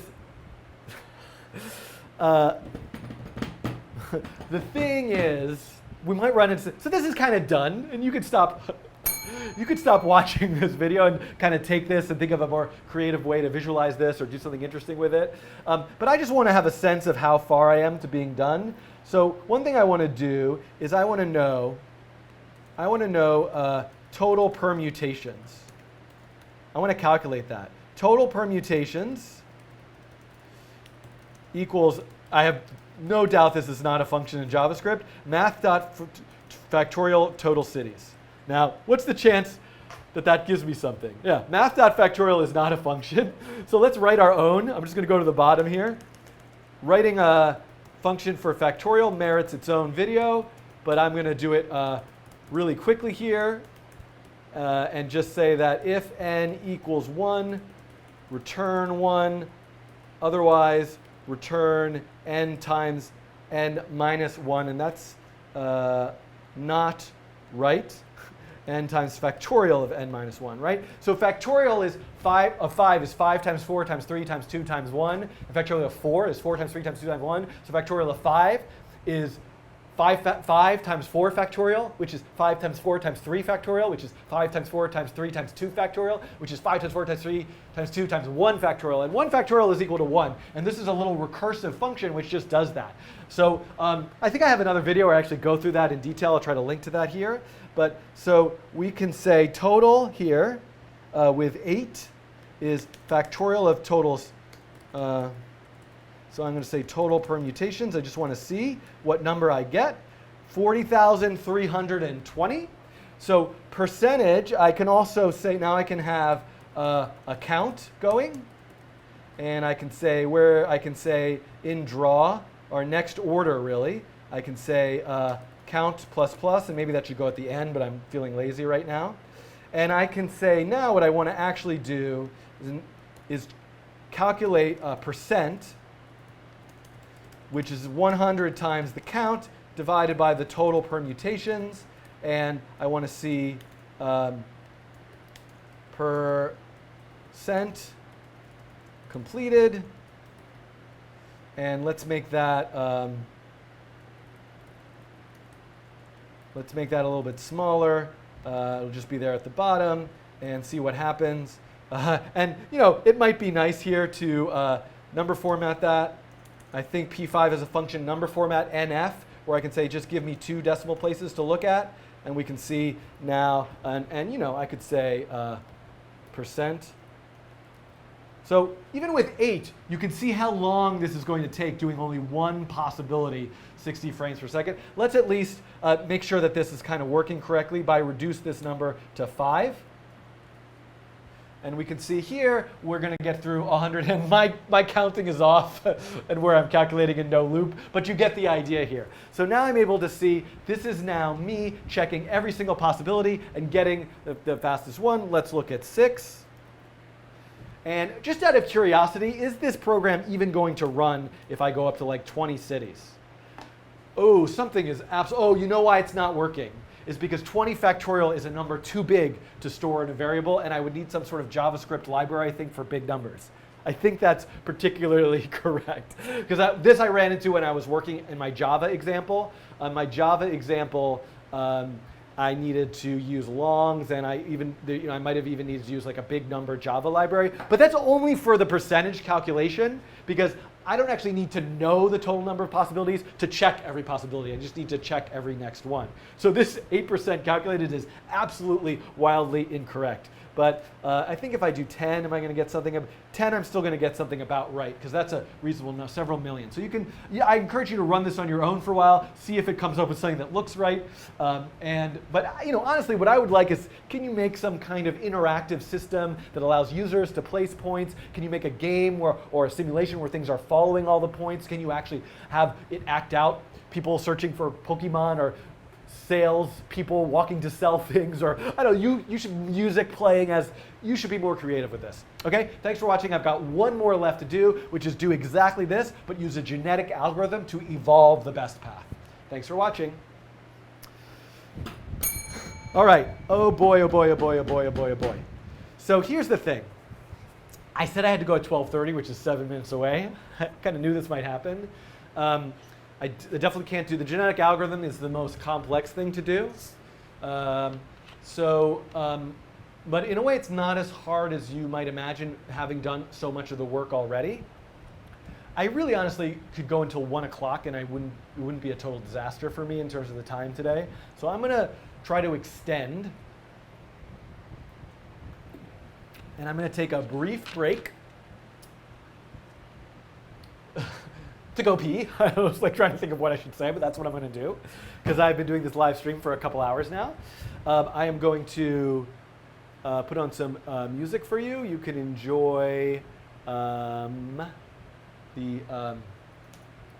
instrumental Coding Rainbow theme song, which is 1 minute and 20 seconds, in which case I will be back and see how far this gets, and then I will see about doing the genetic algorithm.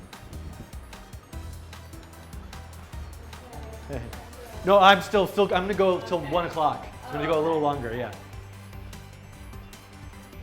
And I just have a live mic here, which I'm going to mute myself, but I think you still hear me talking. I'm whispering for no reason. Oh, it's so much cooler where I am right now. Okay, now I'm going to mute my mic. Okay, I'll be back soon.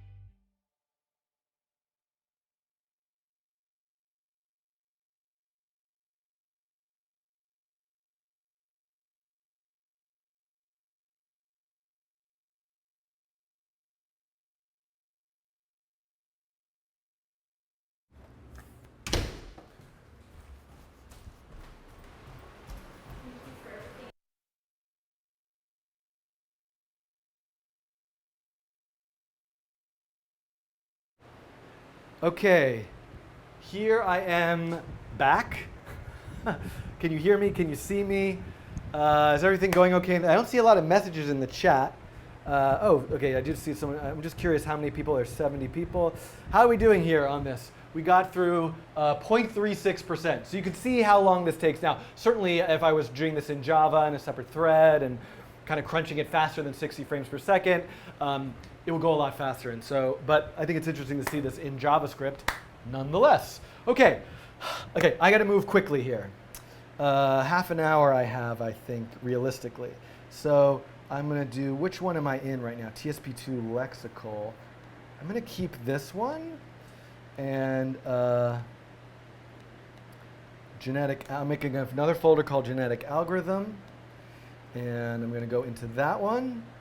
And I'm just going to clean up the code a little bit, kind of like quietly myself to move things along a bit faster. I'm going to get rid of all this permutation stuff I don't need anymore. Factorial I don't need. Permutation stuff I don't need. The calc distance. Oh, I forgot I was going to make calc distance more efficient without a square root, but I'm not going to worry about that. What does this program do now?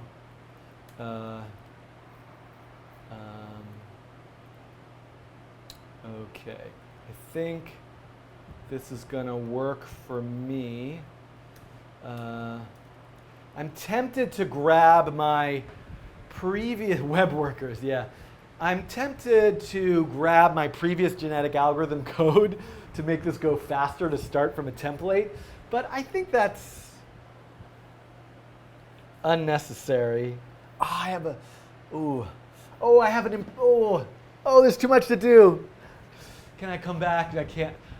I got to move forward here. There's another thing that I wanted to do, which I might have to skip here.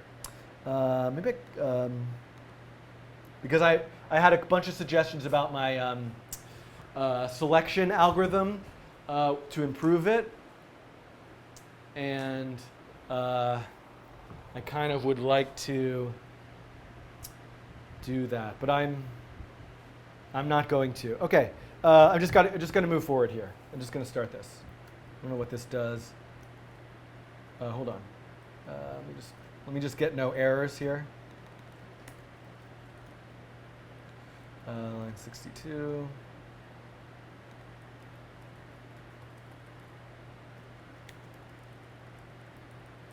There's some unnecessary code. Okay. All right. Boy, it's so. You guys have. I don't know if you have any idea how hot it is in here right now. Oof. Okay. So I have about a half an hour. Honestly, I'm feeling like this is quite unrealistic. I feel like I got a good amount of stuff done today in 2 hours, and I wish I had more time. Wish I had the whole day, honestly, because there's a whole lot more that I want to do. But I'm going to just see what happens, and I'm guaranteeing to you one thing, which is that I will publish code for doing this, so that if you're curious and want to investigate it, even if I don't finish this as a video tutorial, that code will be published, and then I will obviously pick this back up again in a couple weeks. Or we'll answer questions on a forum or something somewhere if people have particular questions about it. Okay.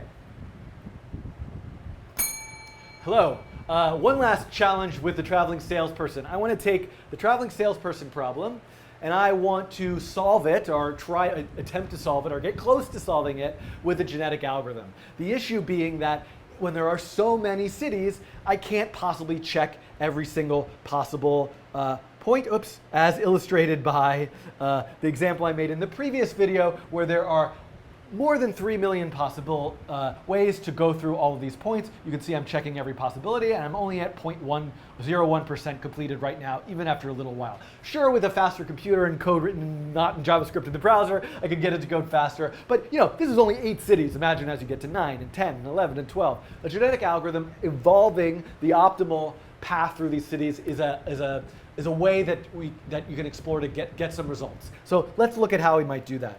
I have a lot of videos about genetic algorithms, I think almost 10. So I'm kind of piggybacking, I'm kind of assuming knowledge and kind of moving through this quickly, but I'm going to also program it from scratch. But I encourage you, if you haven't watched those, to go back and watch those other videos about genetic algorithms.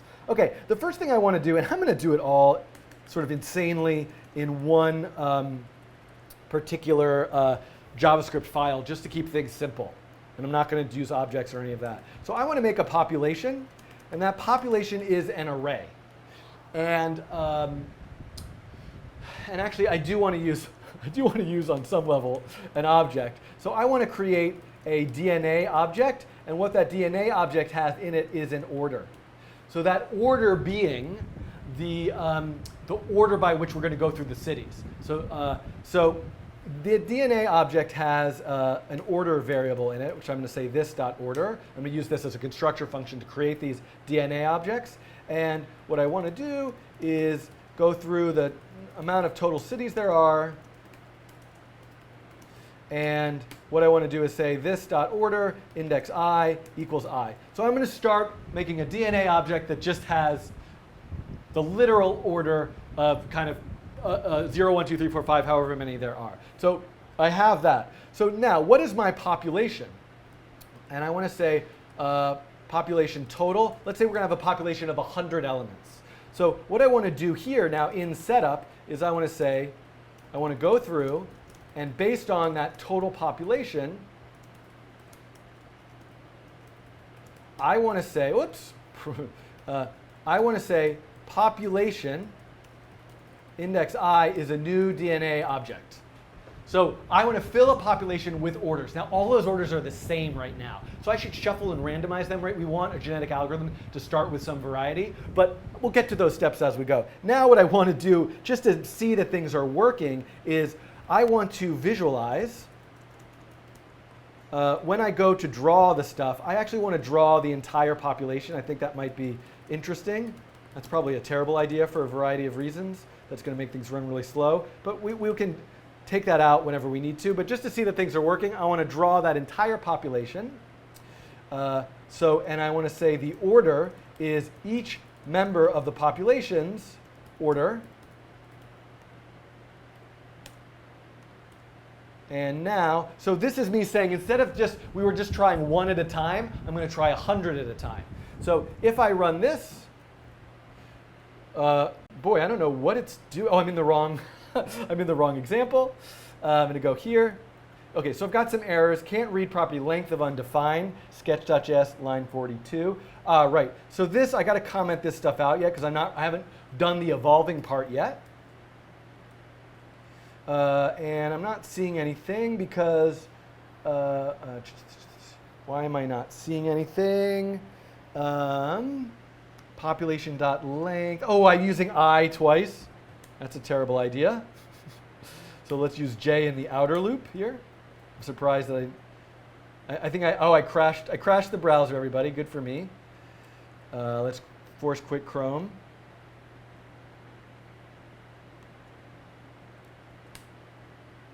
Okay, so we can see all the possibilities are being drawn down at the bottom here. Okay, so let's shuffle them so we can see that there's 100 random possibilities. So one way of shuffling an array, I already have this swap function, which just swaps two elements. I could just swap like a certain number of times. And I'm sure if you look in textbooks and on Wikipedia, you would find some optimal number of swaps for a perfect shuffle, but I'll just do it some amount of times. So where in my DNA here, I'm also just going to say swap order, and I need to have var I equals floor random order.length, and j is another random one, so swap I comma j, and do this 10 times. This is to randomize it. I don't know how good 10 times is, but oh, I still have an infinite loop here. Why do I have some weird infinite loop? What's going on in draw? Okay, all I should be doing is drawing the cities and then drawing the population. Let's make the population 10. Crash the browser again. I think I might have to quit this for today. And I think what I might just do, for loop, I is less than population.length. Someone's telling me an error that I have.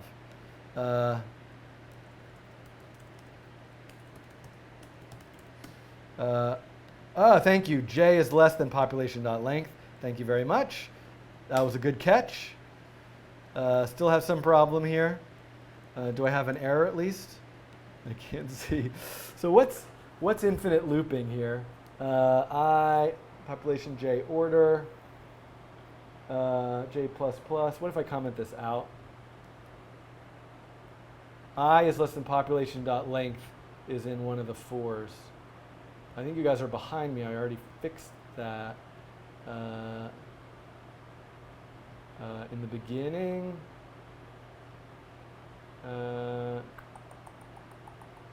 Let's comment this out. I know I have a way of.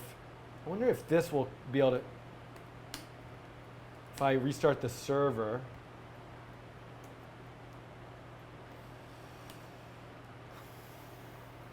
So you guys, I'm starting to feel like, and I really apologize for this, that this is, I'm not doing this justice by, this is a sort of complicated thing.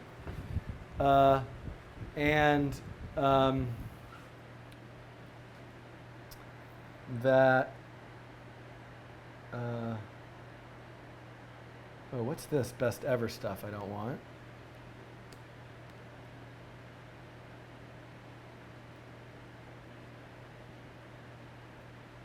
That I'm starting to feel like this was not meant to be for today. I did a solid amount. I'm gonna have to come back and finish this fresh. And maybe what I'll do is use this time to talk you through how to do it and show you a working example in processing. And those of you who want a fun exercise, am I just like editing the wrong? Oh, there must be a loop in setup that's crapping out. Whoa, I don't need this order thing. This order is messing stuff up. There's like a global array order, which I don't want. And I don't want to do this best ever thing right now. I just want to at least get to the point. I feel like this need to fix this like little weird problem that I'm having right now.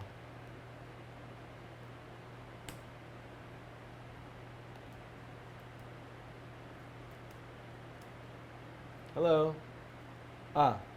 Orders not defined, sketch.js line 93. Oh, this dot order. Hey! This dot, this dot, this dot, this dot's on. This dot order. Yeah, this dot order. This dot order.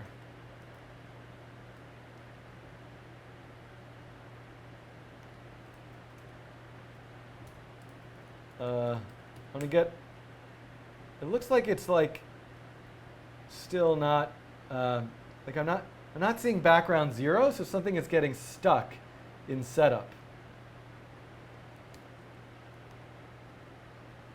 Forgot an I. Where did I forget an I?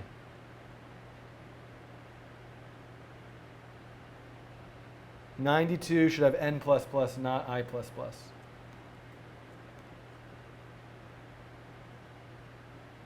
Oh, thank you. There we go. There was my infinite loop. There's got to be a better way. I could probably force quit a tab, right? Like if I go in Chrome to Task Manager, and then this one, end process. Yeah, that's better. And okay, I at least want to just get the start of this going back and draw the population. There we go. Okay, so I got to the point that, so you guys, I think that I've made this is a classic mistake that I do in teaching regular actual class. If I want to get through a certain number of topics and I have it in my head how to do it and I've prepared all of it, no matter how much time I left, I try to rush through the last thing. And as much as I feel a little bit disappointed to not get through this last piece, I think this YouTube channel would be better served by me taking the next 10 or 15 minutes to just kind of wrap things up, talk you through a few things, talk about what's going to happen later in August and September. I need some time once I turn off the stream to make sure the files get uploaded properly so that the tutorial videos can get uploaded. So I am going to stop doing the genetic algorithms. But I am going to, however, take 5 minutes to show you an example that I made at one time or another in processing. And I'm running the latest version of processing here. I want to just show you it working and talk you through. So my intention here of the next steps, which I'm not going to program from scratch anymore, was that I would look at all of these paths, calculate their distance, and their fitness would be tied to their distance. So the shorter the distance between all the points, the higher their fitness. Now, the really, really tricky thing that merits quite a bit of discussion, that would have taken quite a bit of time. Oh, and you know what I'll do? I have a short video to do, which maybe I can fit in. But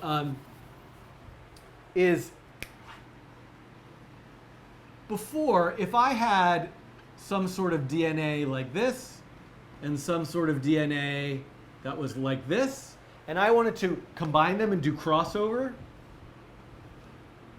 in all of my previous examples that I made, this would be totally valid, right? Because I could take this half of the DNA and this half of the DNA.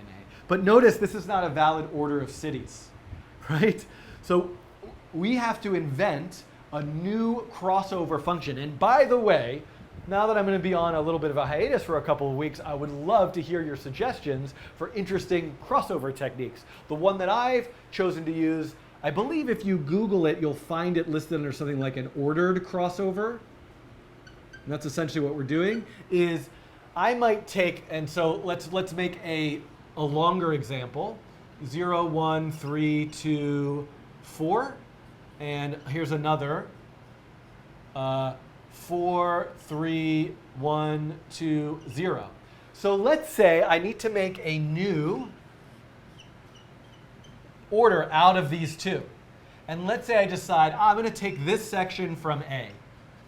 So I'm going to take this section from A and put it in here, keeping it in order because the sequence of things is important. Now what I need to do is fill these remaining spots from here. So I'm going to say 4, is that already here? No. So 4 goes here. 3, is that already here? It is. 1, is that already here? No. So 1 goes here. 2, is that already here? Yep. So I don't pick that one. 0, so that goes here. So what I do is I take a random section of the first one, and then I put it in the new child in that order, and then I go back to the second one and pull pieces out, pull them out in order, filling out the rest of the empty spaces. So if you look at my processing example, which I hopefully should be able to open up right now, and it's already actually on GitHub, you will see an algorithm for doing this. And I feel like I could have done this, I could have done this in JavaScript using slice and all sorts of interesting ways. In the processing version, you will see that here, that particular algorithm under crossover.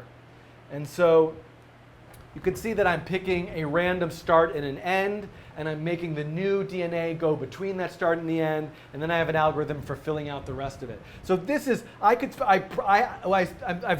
started to feel like, oh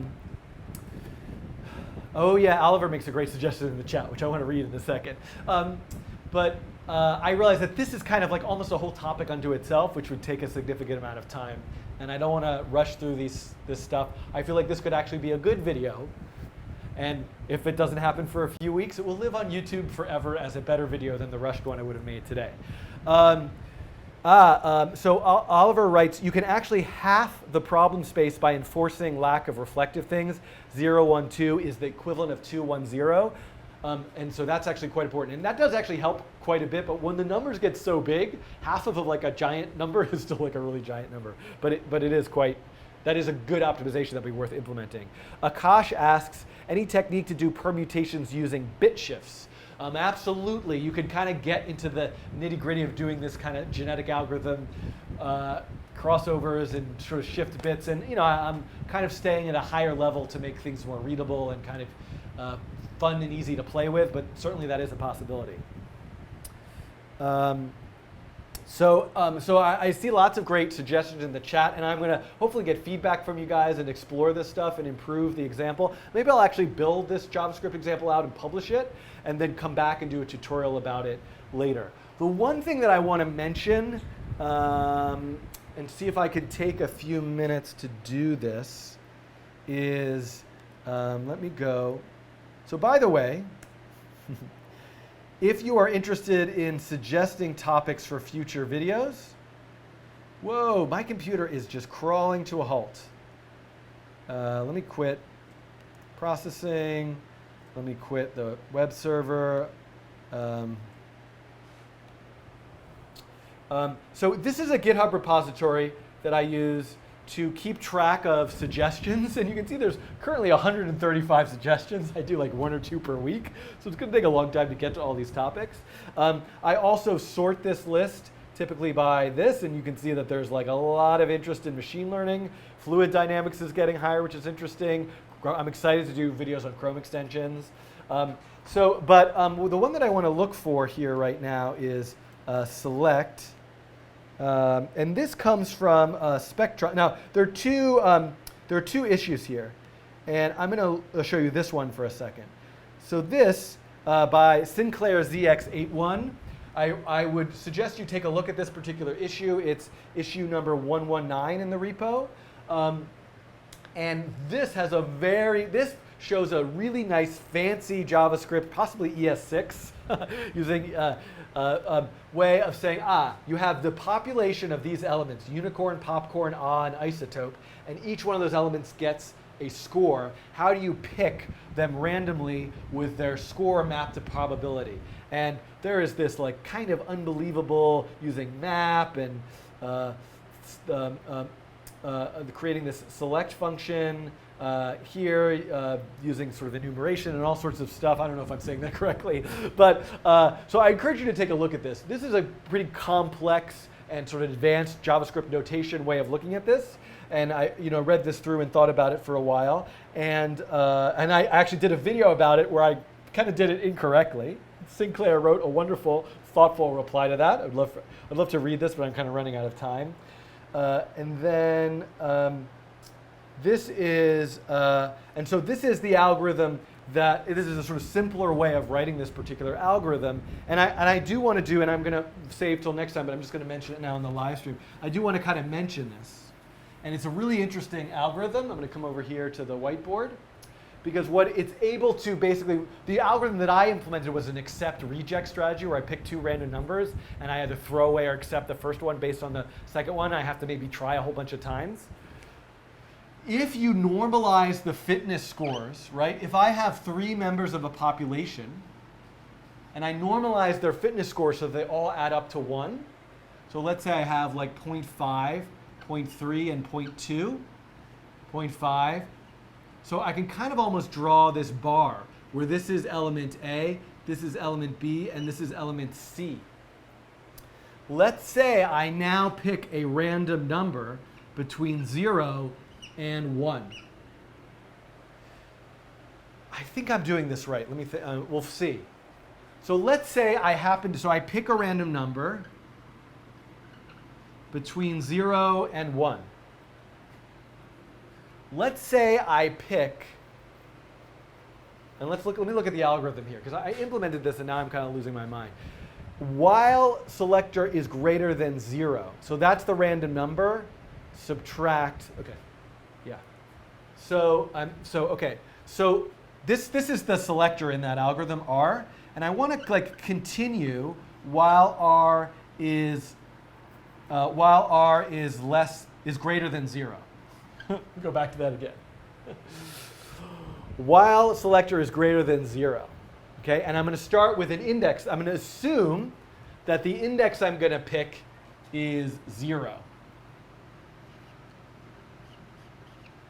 in the array. And so let's say I pick 0.8. and A is 0. So now what I do is I subtract A's score from the random number that I picked. So R equals itself minus 0.5. And what do I get? 0.3. So that is still greater than 0. So what do? I increase the index by 1. And then I do that again. I subtract then B's score, which is 0.3. That's a little unfortunate. Let's make this 0.4 and 0.1 just to make the math work a little bit better. I subtract B's score, and which I would then have negative 0.1. So I am no longer greater than 0. I skip out and I use this particular index. So I actually have to subtract 1 first because of the way that it's being added. But basically the idea here is that you're going to, I'm not explaining this very well. I'm going to come back and do a whole video on this when I do the next genetic algorithms video. But the idea of this table is the things that are, you're going to get, people are, there's the, right? You're going to, because this one takes up so much more space in this kind of table, we're going to live within this one for longer before we escape out. And so this is going to end up being the index more often. So it's this way of saying, if I pick a random number here and I sort of escape out, I'm kind of stuck with this one. In a way, you can sort of imagine picking a random number. Am I in here, or am I in here, or am I in here? And the way that I determine that is by seeing how long it takes for me to subtract the scores and suddenly be below 0. So that's the way this particular algorithm works. I have to think about this a bit more, and it's a really nice one for using a fitness score with a sort of selection probability. Okay, so that's an improvement, and you're going to see that pop up in my examples as I publish the code for the traveling salesperson genetic algorithm. Okay, so let me talk to you guys a bit about schedule. I wish I had a generic calendar. September calendar, 2016. What does this give me?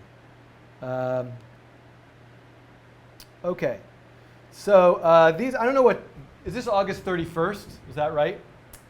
So most likely I am going to be coming back with live streams again the week of September 5th. If things go well, I would love to come back Monday and Tuesday, the week before sometime. That's the earliest. But right now I am committing to coming back with a live stream the week of September 5th, although September 5th is Labor Day, so that's going to make things a little bit trickier. But that's my plan. Live stream the week of September 5th. In fact, I know that I could do it the afternoon of September 6th if I had to. So that'll be that. And then one live stream every week. I'm going back to teaching full time at this place called New York University. There is a program there called ITP. Their program starts at the beginning of the fall. It's a master's program. And one of the classes I will be teaching at ITP is called Programming from A to Z. This is last year's syllabus. It meets every Tuesday. And so what I'm going to do is after the class meets, and maybe every Tuesday afternoon, although I think I have do I have another commitment Tuesday afternoon? No. Tuesday afternoon, oh no. Well, anyway, I have to work this out. But after I teach the class at ITP, I'm going to come back here and kind of do the class live on the YouTube channel. And there'll be videos on all these topics that are available for you to watch. You can ask questions in the chat live. And then I also, if you want to have further engagement, you can go to Patreon, which is a crowdfunding thing that I'm using. And if you sign up here, or you can see some of my videos. I don't do a good job of keeping this up to date. A better place to go is probably codingrainbow.com. If you sign up for the Patreon, what I'm going to do is I have a special Slack channel where I will engage and discuss the class assignments and answer questions also in that Slack channel. But really, it's more to be I'll be there. You can engage with me, but you can engage with me however you want on Twitter, on the YouTube chat. But it's really to try to join a smaller community of people asking questions and discussing some of these topics. So I encourage you all to think about joining that if you want in the fall. This is I don't know how this is going to go for me in the fall. I've been doing this now kind of more regularly since around February. And I had a semester of leave to kind of ramp this up. And I also have this recording studio space at least through September. And it's sort of, I'm unsure whether I'm going to use this space after September, so I might have to find a new space to broadcast. Anybody has any suggestions around that? But hopefully it's going to work out to continue to use this space. It's sort of, especially be nicer in the fall when it's not as hot.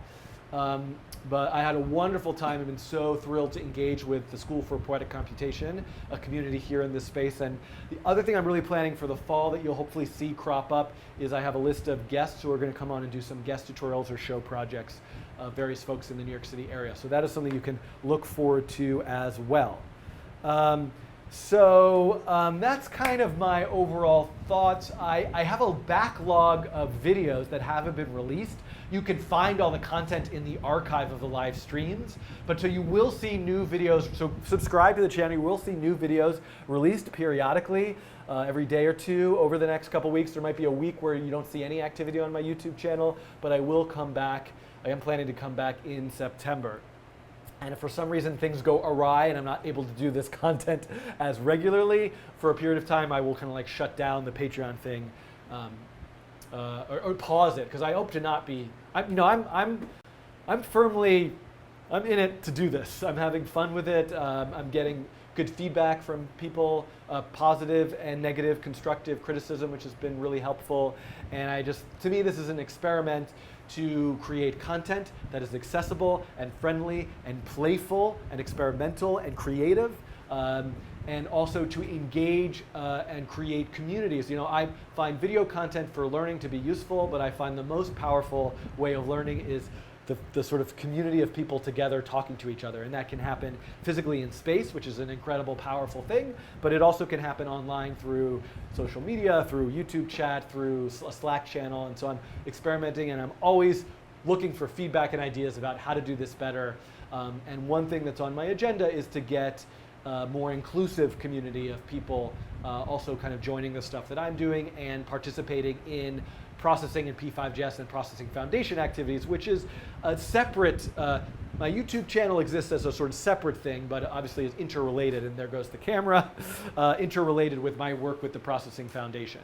So I hope more will come. I've kind of, I feel like I need to play you guys out with a little bit of dancing, which seems to be a thing that people enjoy. I should turn up the volume here so I can hear it. I don't know I don't have all my songs. I guess I should preview you the Coding Rainbow theme song. So I'm sorry I wasn't really able to answer a lot of questions. I can't wear these anymore because it's too distracting for people with my weird cut off head. Oh, I have stickers. Tweet me if you want to get stickers. I'll give them out whenever I see people in New York City. But you can also order them online. It supports, I get like 10 cents or something if you order a sticker. Yeah, so.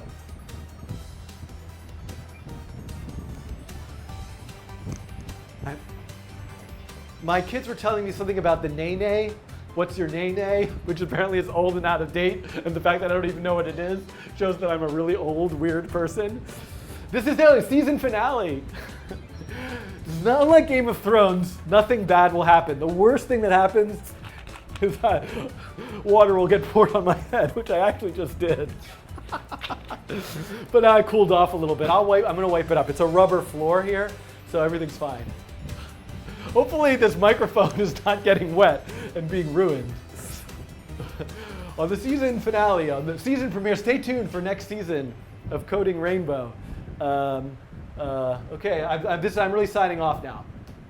Whoops, no, I hit the wrong button. Write the colors of code. You can follow the road to Coding Rainbow. Bye, everybody. See you next time.